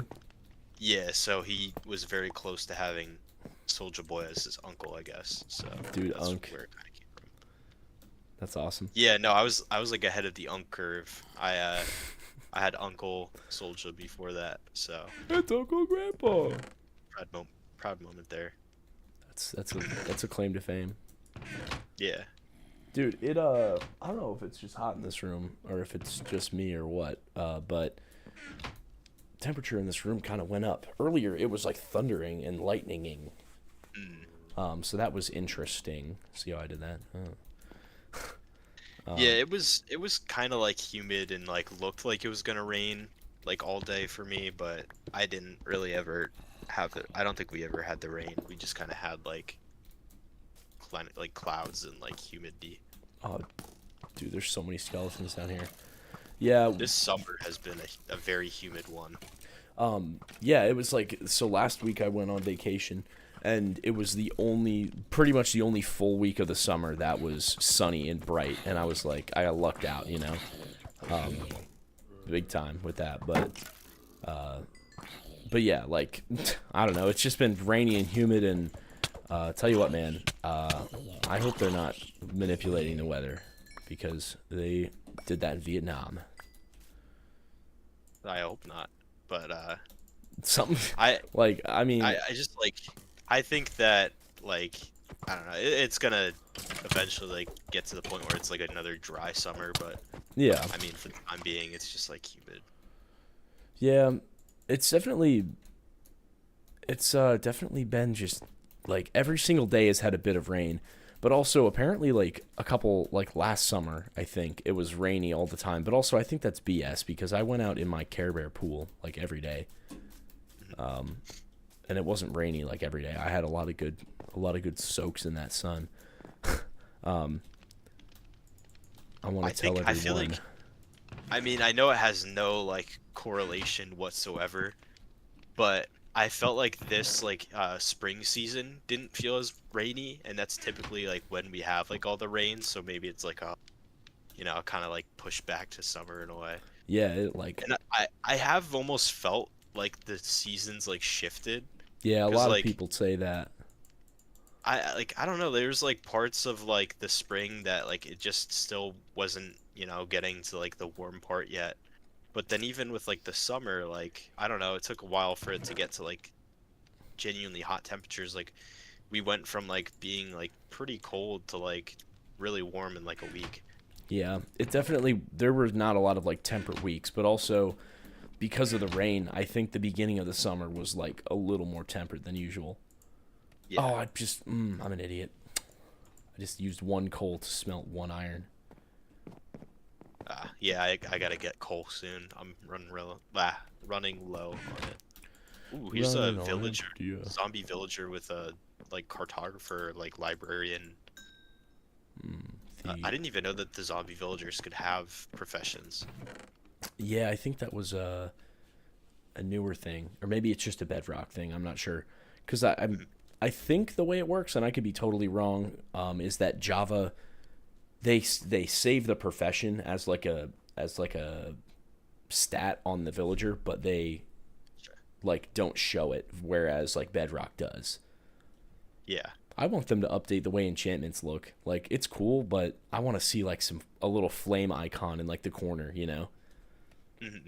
Yeah, no, I agree. They really haven't done much to change enchantments or even tried to like add new ones in a very long time. They've done like one or two here or there, but yeah, you would think that they would add more to that whole like system, because they've been adding. I mean, like it's gotten to the point in Minecraft where I feel like they've added like, it's nice that they're still doing like updates and then they're trying to do like more frequent updates. But now I just feel like the game's like getting like a little bloated in a way with like just stuff. Yeah, the happy like, gas is like a huge addition. Mm-hmm. Like it's cool. I really like that they're doing it, but at the same time, like I was in like just a creative world the other day and I'm looking at like all the new items and I'm like, geez, like how, like I've like, I don't know, I haven't missed out on that much time, and like I already feel like there's so much stuff that I'm like overwhelmed and like I've never even like tried it out yet. Yeah, it's and like another big problem with it too is like I don't get far enough in worlds anymore that like I try the new stuff, because I just like kind of like go through the burnout, like 2-week burnout kind of thing. Mm-hmm. It's like I'm into the game for like enough to like build a house and then maybe get like some like general like good stuff off the beginning, but then like I don't grind enough to like try like the trials, for example, or like the deep dark. Yeah, nah, I get that. Like I feel like whenever I play, I don't want to go back to, why can I not, oh, that's why I was trying to make torches. Yeah, if I'm gonna try out new features, I'm gonna start a new world. I'm not gonna like try to continue on a world I've already started, because then like I don't know, it's just Just harder. doesn't feel right. Yeah, well, it's and you have to go way out to like find the new spawns and stuff. I don't know. I think the formula of Minecraft, like, you start a world, you play for a couple weeks, you have your fun, and that's that. Like, I think that's good, like a good, way of going about it. Yeah. I have been like enthralled recently by Stardew Valley. Like that game has taken like a chokehold on me, and it's so addicting because like you just like get into like a schedule, and it's like you're like, okay, like I'm gonna wake up in the morning, like feed my animals, then I'm gonna go water the crops, then I'm gonna make sure like that I do this, and then I check to see if there's like a new task on the board, Yeah. but then I gotta make sure I'm like talking with the people, and then I also gotta make sure that I'm like fishing like the different new fish for like the season, and like on top of that you want to like collect resources and like Do the build your Jojo house Mart, up. or not the Jojo Yeah. Mart, but the what was Community that? center. Yeah, the community center. Yeah, That like the fact that you can't get spring on the first season really bothers me. But also it's because I kind of treated the game like Minecraft, where you start up, you play a year, and then you restart, yeah. Wait, you can't get spring for what? You can't get the community center crops on a first spring, because I think there's a crop that you need to wait until the second spring to unlock. Oh, I think they might have changed that because I did the spring like right away. Oh, maybe, But yeah, that game. I know what you're talking about though. There is like something with the greenhouse where like if you're trying to unlock the greenhouse, I think you have to wait until like literally like the end of like the winter, or not the end of winter, but like sometime in winter, because by then you have to get like certain like animal products and stuff that you wouldn't really have until later on. Dude, I always did a mayo farm. Yeah, the mayo and like the cheese is like super effective for making money. Dude, that game is just so like, it just makes me hungry. Yeah, and it like I don't know, it makes me like, maybe that game is like a reason that I'm like appreciating like a more like simpler type of life. Like, yeah. I don't know, like that like idea of just like waking up and like, oh, like I'm just gonna tend to my animals, then I'm gonna work on my house, and like I don't know, like there's something nice about that. And there's one thing that like I love about that game that I think Terraria does it as well, or Terraria. Terraria. Hello, where you, Terraria like, enthusiast. You click on like the like organize button, and then everything in the chest just like sorts automatically. Aw, dude. The thing It's is, such a nice, like, Minecraft could never do that as just like a base feature, because it's like, I don't know, the game is too open-ended with like the way you sort stuff, I think. that's true. Yeah. And also, like, everything is a 3D space that you interact with, so like having a sort function wouldn't, like the way Pocket Edition works. Oh, baby zombie. Ah. The way Pocket Edition works with chests, it really bothers me, because like I can't make a pattern in there. Like I can't preset a crafting recipe or something. Yeah. Like the keyboard and mouse, it's like, it was always a little challenging for me to play like Minecraft on the PlayStation or whatever, or on the Switch, because like just the speed that you can get things done on a computer, it makes such a huge difference. Yeah.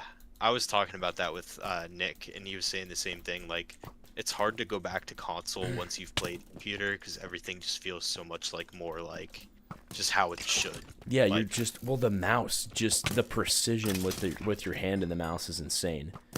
And I think that's like a big, I was thinking about AI recently, or not AI, VR, and how like you can get a legitimately immersive experience with a VR headset. But also, if you have like spatial audio and like proximity chat, it sucks you into the game. Like,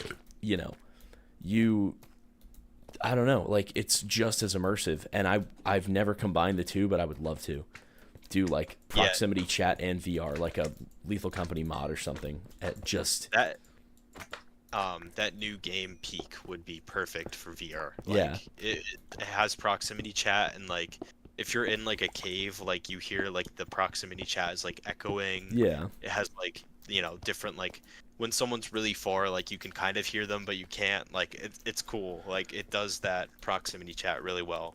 Well, And like doing that in VR would be so immersive. I learned something. Apparently, if you put Play-Doh or like silly putty in the, I don't know, like in the top crevice of your ear, something as simple as that can completely disorient you and prevent you from knowing which way a sound is coming from. And it's like a look into how people, you know, I don't know how much you rely on the structure of your ear to hear, but also how like easily that would be to hack, and like, you know, how spatial audio really is like a modern marvel. It's not even that complicated. It's just, you know, some good programming, but it makes such a difference in immersing you because, you know, it's like such an inherently natural thing to hear like what's around you and be able to tell spatially, because like you use your ears a lot to like navigate, you know. Yeah. No, definitely. And like you don't just see the environment you live in, you see it and you hear it. You just don't think about how you hear it, you know. that's something that, like, I don't know if this is like a common thing for people, but I know like it really bothers me sometimes. Like I'll be wearing sunglasses and like just like feeling that the sunglasses are like in front of my face like bothers Yeah. me. Like I don't know if people get like that or if that's just kind of like a me thing. Yeah, if I think about it, it'll be like And that. like it's the same thing with like, oh, I have a sock on my foot and I can like feel the fact that I have a sock on my foot. Or And it's like, all right, this is starting to bother me. like wearing gloves in the wintertime. I Yeah. never wear gloves. Like I would much rather hold the shovel with my two cold bare hands, you know. I have really bad like dry skin when it comes to winter, so like I'm like forced to wear gloves, but I understand the sentiment still, like because it does like annoy me to have like that feeling of, oh, I have something on my hand. Yeah. But it's the same thing now with like earbuds or like just even like sometimes when I'm wearing my headset, like I have to just take it off for like a little bit because I'm like, oh, like it just kind of bothers me to like feel it like on my head or like in my ears, like earbuds in my ears, like, Yeah. or like I feel like it's like blocking my like actual like audio like recognition, and it just like I feel like I'm missing something that I need. Yeah, I get like so my AirPods, I really like to have just complete drown out all noise. I put on white noise and stuff when I work out or when I'm focusing on something, on getting work done or whatever. Because if I hear any person talking, like my mind will latch on to that and I won't be able to focus. But one exception to that is that my AirPods, the right one will like buzz. And if I focus on that too much while I'm like running or something, it'll be better for me to listen with one earbud than it will be to listen with both and have the one be like buzzing, you know? Yeah. It's like that bothersome that like I'd rather sacrifice the whole ear, you know? That drives me nuts, like especially when I'm running, like the AirPod like buzzing thing happens, and then like I just like yank them out. I'm like, all right, this is starting to really like annoy me. I'd rather just run with like whatever music is playing at the gym, which is normally not good. Like, Yeah, it's like carry on my wayward son. yeah, like a Jersey Club remix of like the most random song. Dude, Sweet what did I Caroline hear? Dubstep remix. Yeah, no, I don't know what I heard the one time at the gym, but it was like a new cover version of like an old song, but it was like a club remix, and it was just Oh. like making me crack up. I know exactly which one it was. It's oh geez, it was a girl singing it. Yes. And it was like a lo-fi version of the song, and there was like a part where it's like ah or whatever, like you're singing like that, and she was singing it. It was like, what was it? Oh man, I wish I knew, cause like it's driving me nuts like that I can't think of it now. But like when I heard it, I was just like cracking up. I'm like, oh, this is horrible. no, I know, dude. I swear we must be thinking of the same one. If not, then they're very similar, and there's a pattern to be found there. But like, that's what it was. Yeah, It was like a Planet Fitness track that Yeah. they were playing. I Yep. think honestly, I'm pretty sure it was when I was in the Myrtle Beach Planet Fitness with my dad. Yeah, it was not my Planet Fitness. It was actually the one near Olivia's house, but No, dude. yeah, it's, it was Dude, it's such a bad like cover, and I was like, why was this made? And like, well, at first I was like, why is this song being played? And then like, I was like, Oh, why did someone make a cover? it wasn't like Smells Like Teen Spirit, but it was something in that Yeah, something similar along vein. something from like the 90s or like late 80s.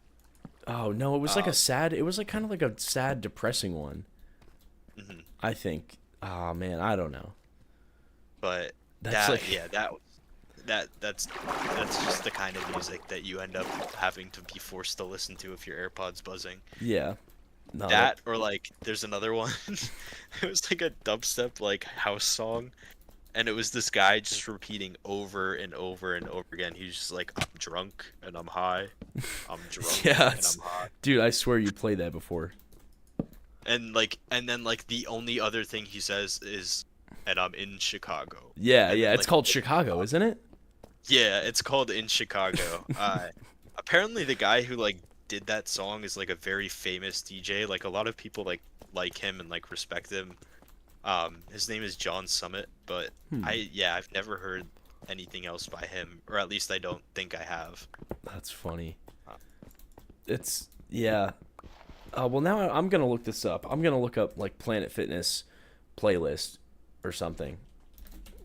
Fitness. And it's funny too, cause like that song they like for the longest time I'm like, why am I allowed to play this at Planet Fitness? Like I wouldn't think that that would like kind of fit their like standards as like a song to play. But you can download their app and like request for it to be played. Didn't somebody But like skip your song? yeah, no, me and this one guy one day were like going back and forth, like battling for like who was gonna have the song, like their songs Oh my playing. gosh. Yeah, It was really you get one song. How about that? yeah. It was like you can like and dislikes people's songs, and it like influences like whether they're played or not, or like when they're gonna be played. But they actually removed that song, like the I'm drunk and I'm high and I'm in Chicago. Oh They yeah. they finally got rid of it. Oh my So gosh. I don't know if they lost the license or if they were like, oh, we gotta stop like letting people play this because it's annoying. I found a Planet Fitness playlist. Let's see. Feels Like Summer by Weezer. There's Nothing Holding Me Back. No, there's Nothing Holding Me Back is such a planet by Shawn Mendes. There's like an artist that like I feel like I always hear there, and I can't think of who it is. There's I Melt With You Modern English. That also could be it's in a similar vein to that, the one that the like the lo-fi cover is. Yeah, no, I agree. Let's keep Is going. it like a river, some river song? No, Surrender. I'm That's a trying good to one. think of Higher what Love. like the now yeah, Oh, it's driving me crazy that I can't think of it. King of Anything. That was like a Weiss song. It's like, who cares if you disagree? If you da da da. You know, who made you king of anything? Into the Groove by Madonna is a like top 100 song of all time. Yeah, I like that song a lot. It's good. And you can dance. It's like that's like a song that anyone could like enjoy. Oh, Like I might like really like I don't know. If there's anyone who's from that generation, they might like not like this take. mhm. But I feel like Chapel Roan was like kind of like the Madonna in a way for like our generation, Well, at least for like the moments that she was like popping. she showed up and just I mean what she really needs to do is top her last album. And Yeah, whenever her next big album comes out. if she Yeah. can do that, she is going to completely go down in history as like one of the greats. Because I mean, you know, yeah, just a bunch of just really solid good songs that like they're good in clubs, they're good in the car, they're good for kids mostly. um you know, uh And like that's another thing too. I think like of the people who are out like right now, she probably has like the most potential to be someone who would like last. I mean, yeah, it like if she Her keeps music up her has like, you know, elements that could like kind of make it noteworthy or like be played like outside of like their era in a yeah. way. Yeah, if she just needs to keep up the pace and like I don't know, dude. Like, if the next album's a flop, like, that will make her break. Not necessarily make her break, but, like, it's like you gotta just do what you did, but better, you know? How? Figure it out. Yeah. Like, it can be done. I really thought for a while too that like Harry Styles would be more like relevant after his last album. Like I thought he was gonna be bigger, but he didn't really like take off as much as I thought he would. Who was that? Like, cause I know One Direction was huge. He's like Oh, the one guy from One Direction that kind of like started doing, not Zayn. or no, not Zayn. Harry Styles. He Oh, had like yeah. the most successful solo career, I would say, of Well, all of them. he got a lot of, like, young girls because he's so handsome. Yeah. And I mean, he genuinely does seem like a nice dude. Like, I think that kind of like speaks for, his popularity. Like, he seems likable. Yeah. One thing that made me appreciate him, or made me respect him, was that he was talking about how he went to like Peter Gabriel's studio and did some stuff, and how he did a cover of Sledgehammer on like Good Morning America or something, and then Yeah, on Howard Stern. and he like, I don't know, he just was like, yeah, he's one of my biggest influences, and then you look at like the way he's dressing and stuff, and it's like, okay, like that makes sense, and he's not necessarily just doing this for attention. It's to It's not like to be a plant. It's because it's genuinely like what he was inspired by. Yeah, it's like what to he was inspired to be. show a little love for the people who got him to where he was, and it's like, dang, like I really like I think that's cool. Like, I don't know, I like to see that.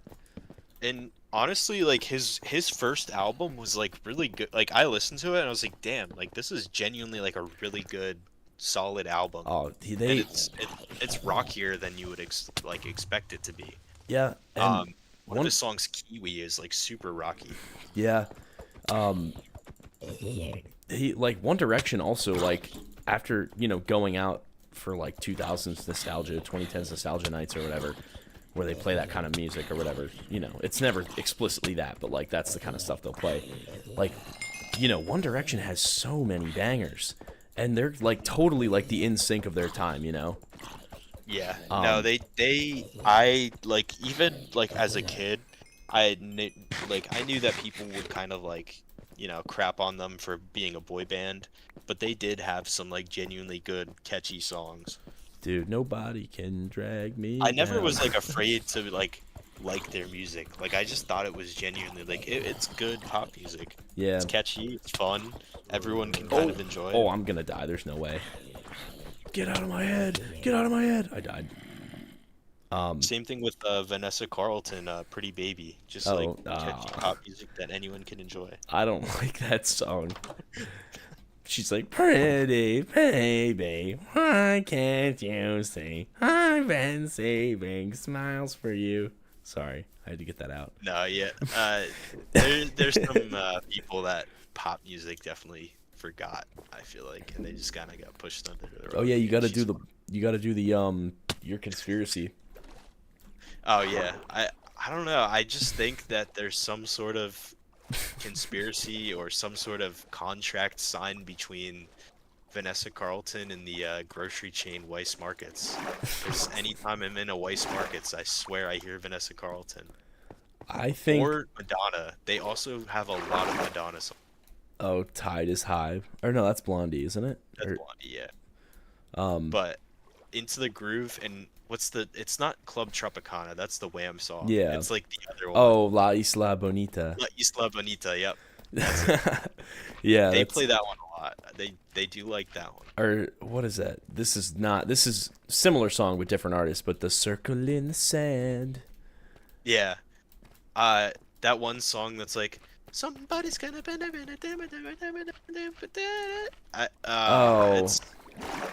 Hold around on. and say goodbye. Somebody wanna make you hold on wanna or something. turn. Yes, till then you will never make you cry. That song is that's like a staple of like retail stores. I Don't you feel like retail- hold on? Yeah. Nah, I think that just like Maroon 5 has shifted to the hyper pop genre, I think there are just artists who sit there and they just, oh dude, there's no way I'm getting my stuff back. I like went down a completely different path. I think that some artists just are totally content with just making songs that they know are going to be played in grocery stores forever.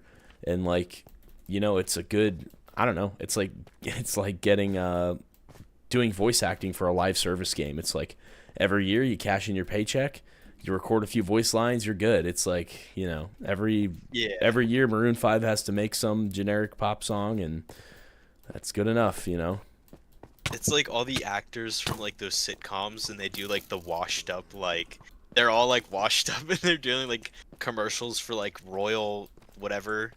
That one, like, mobile game. Dude, yeah, Jimmy Kimmel Royal and Swap or Penny something. from Royal. Yeah, no, it's that. Yeah.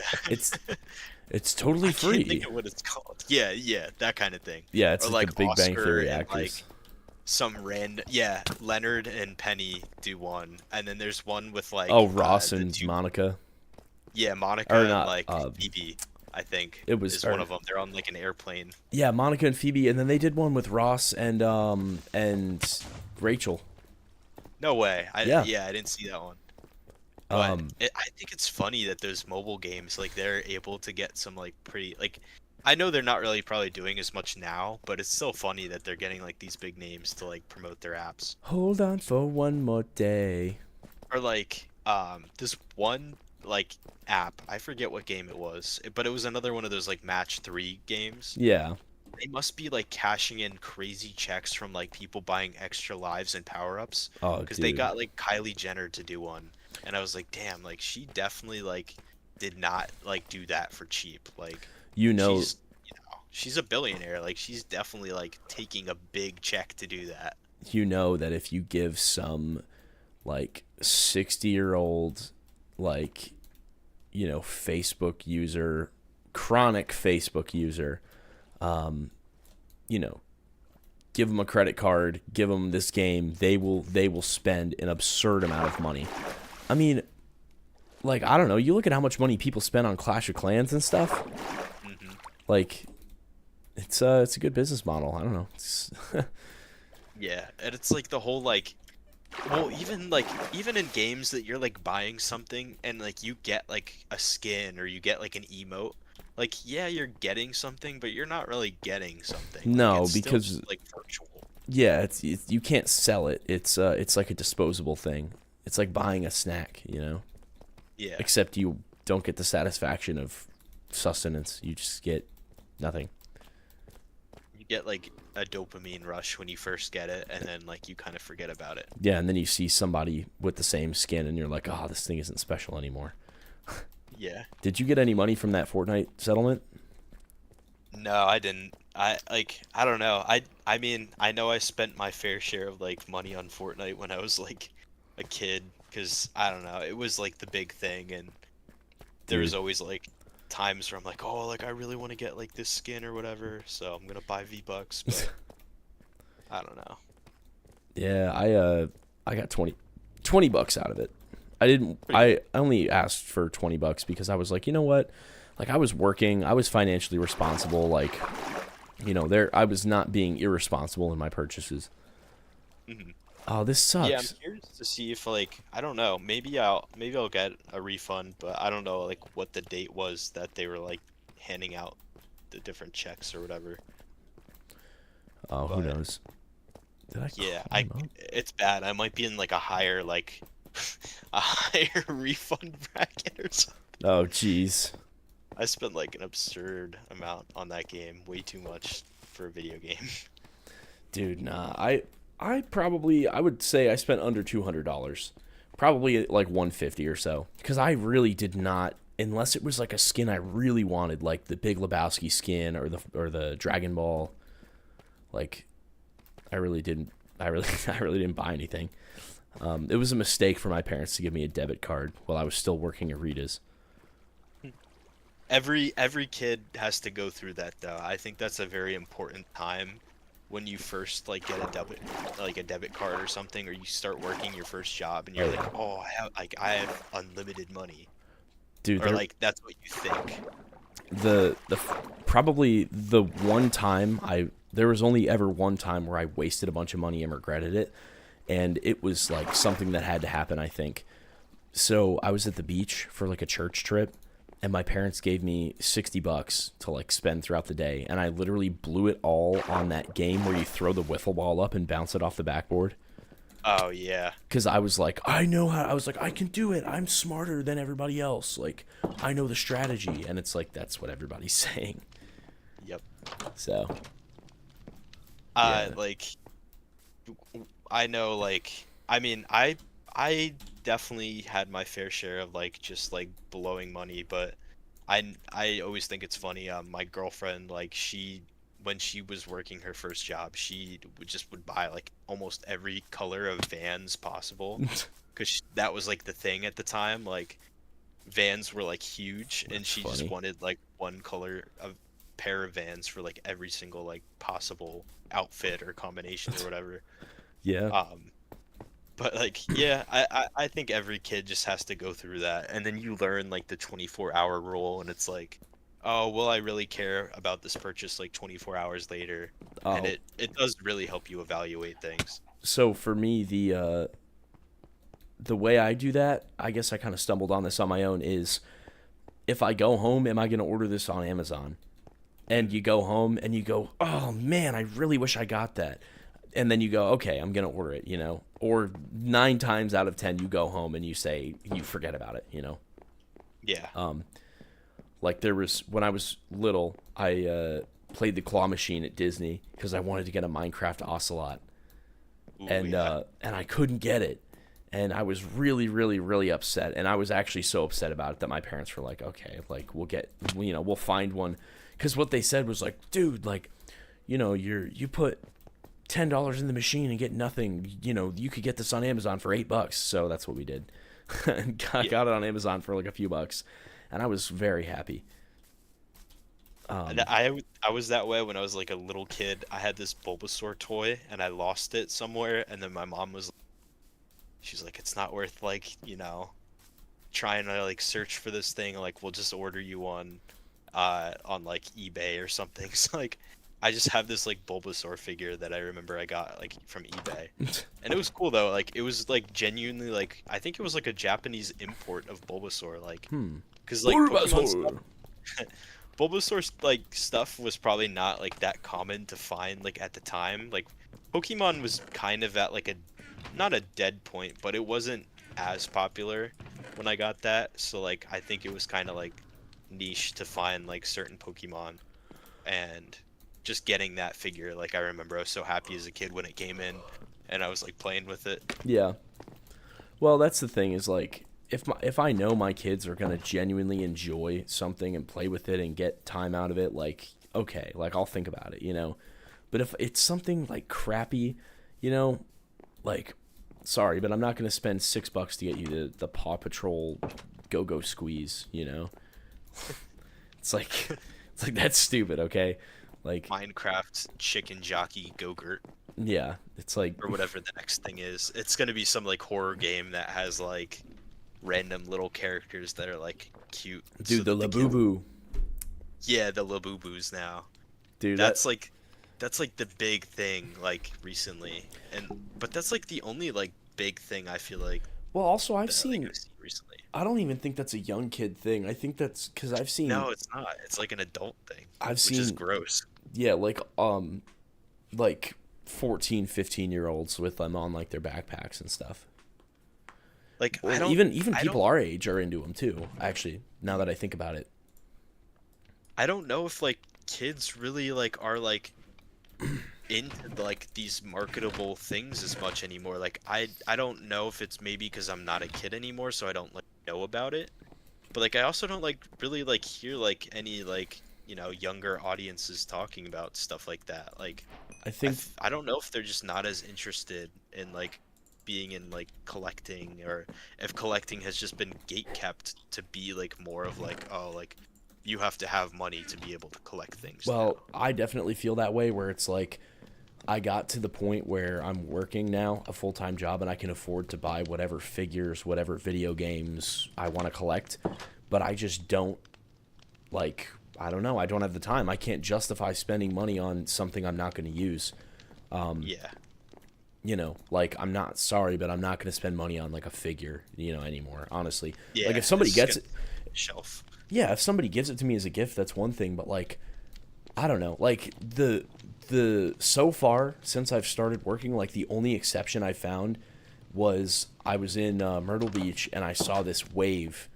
I was looking at glass animals and there was a glass wave, and it was like this really cool dark turquoise green color, and I was like, I said that matches my favorite flower pot, and it's $25. I'm gonna buy it, so I bought it. I was also buying stuff for other people too, but Yeah. yeah, I was like, that was the first time that I ever made like a purchase of something quote unquote useless, you know. I don't know. That's crazy, because like I don't know, I just feel like, if anything, like I'm so bad about like purchasing like the most useless like knickknacks, and like I feel like I'm like a seagull who like collects like shiny thing, like Yeah, well, I get that way even with for like birds, like the way we collect things that like they just like pique our interest. I still get that way with like movies and vinyls and CDs and stuff. But with like Funkos and stuff, like I have not lived in a house with my Funko Pops in a long time, and honestly, like I'm getting to the point where like I don't even know if I want like you know, there's a few of them I would like to keep, like the flaming skeleton, the flaming Minecraft skeleton, Mecha Godzilla. I want to keep the Office Space and South Park ones, but like everything else, I think I'm just gonna Facebook Marketplace. It's like, you know, or if you guys. How I feel. Yeah. Yeah, if you guys. I have so many that it's just like I'm not really interested in like this thing anymore. Like it might have been something I was really interested in when I was younger, but like I just don't care as much, and like I know it'll go to someone who cares more if I just sell it. So Yeah. Well, and it's I'll do like that. do I need like a Joan Jett Funko Pop to prove that I'm an 80s fan? Yes. You have to. It's actually like part of being an 80s fan is you have to have a Joan Jett pop. Part of being a fan of anything is you have to prove to everybody constantly that you're the biggest fan of it ever. And if you don't, then you don't actually like them and you're a fraud. No, exactly. You're a fake fan. So if you don't I'm know. actually gonna probably hop off this live stream right now and make a TikTok about how much I love my favorite artists so that everyone can know. Because it's very important to me that everyone else online validates my things that I like. Well, that's one thing where like I've swung too far in the opposite direction, where I'm afraid to post things because I don't want people to think I'm just trying to get validation. And it's like taken a little bit to kind of tell myself like, no, like I'm not doing this for validation.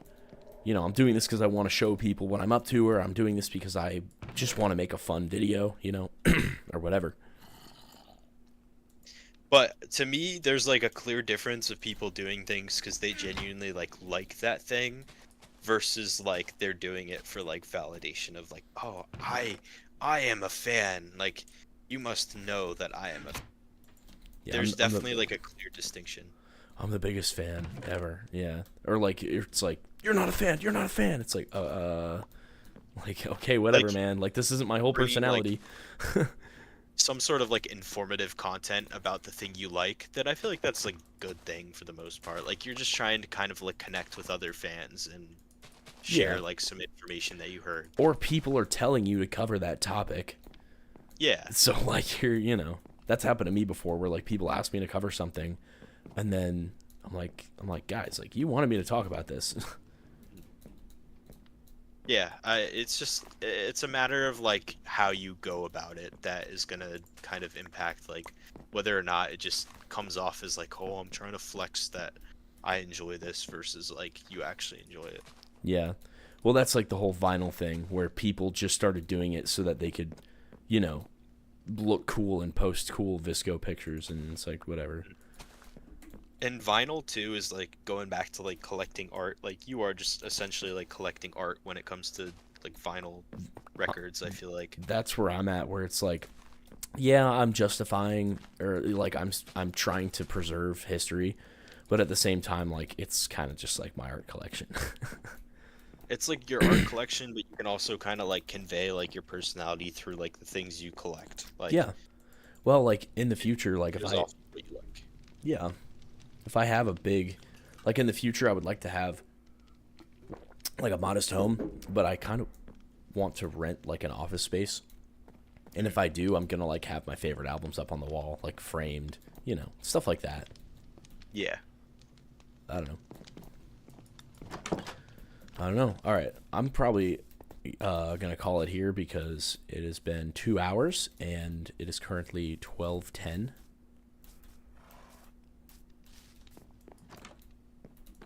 Do you have any final thoughts or any wrap-ups or anything? I guess just Luke Wilson TV fans, stay tuned. The next podcast is hopefully going to be next week. I would like to do it next week. That's the plan. Yeah, but no, I guess my final words would just be keep grinding, people. Stay on that positive thought train and just, fail so that you could succeed. Hakuna Matata. It's a wonderful phrase. It means no worries. For anybody who is a fan of the main channel, currently in the editing phase of the next big video, slowly coming along. Don't have much time to do that. So yeah, that'll be coming out a couple weeks, hopefully by the end of August would be nice. But I am going abroad, so that may change some things. I don't know. Stay tuned. Check out my socials. TikTok, I post on there sometimes, and Instagram, I post on there just about as much. And yeah, thank you all for tuning in, and we'll see y'all hopefully next week. Peace.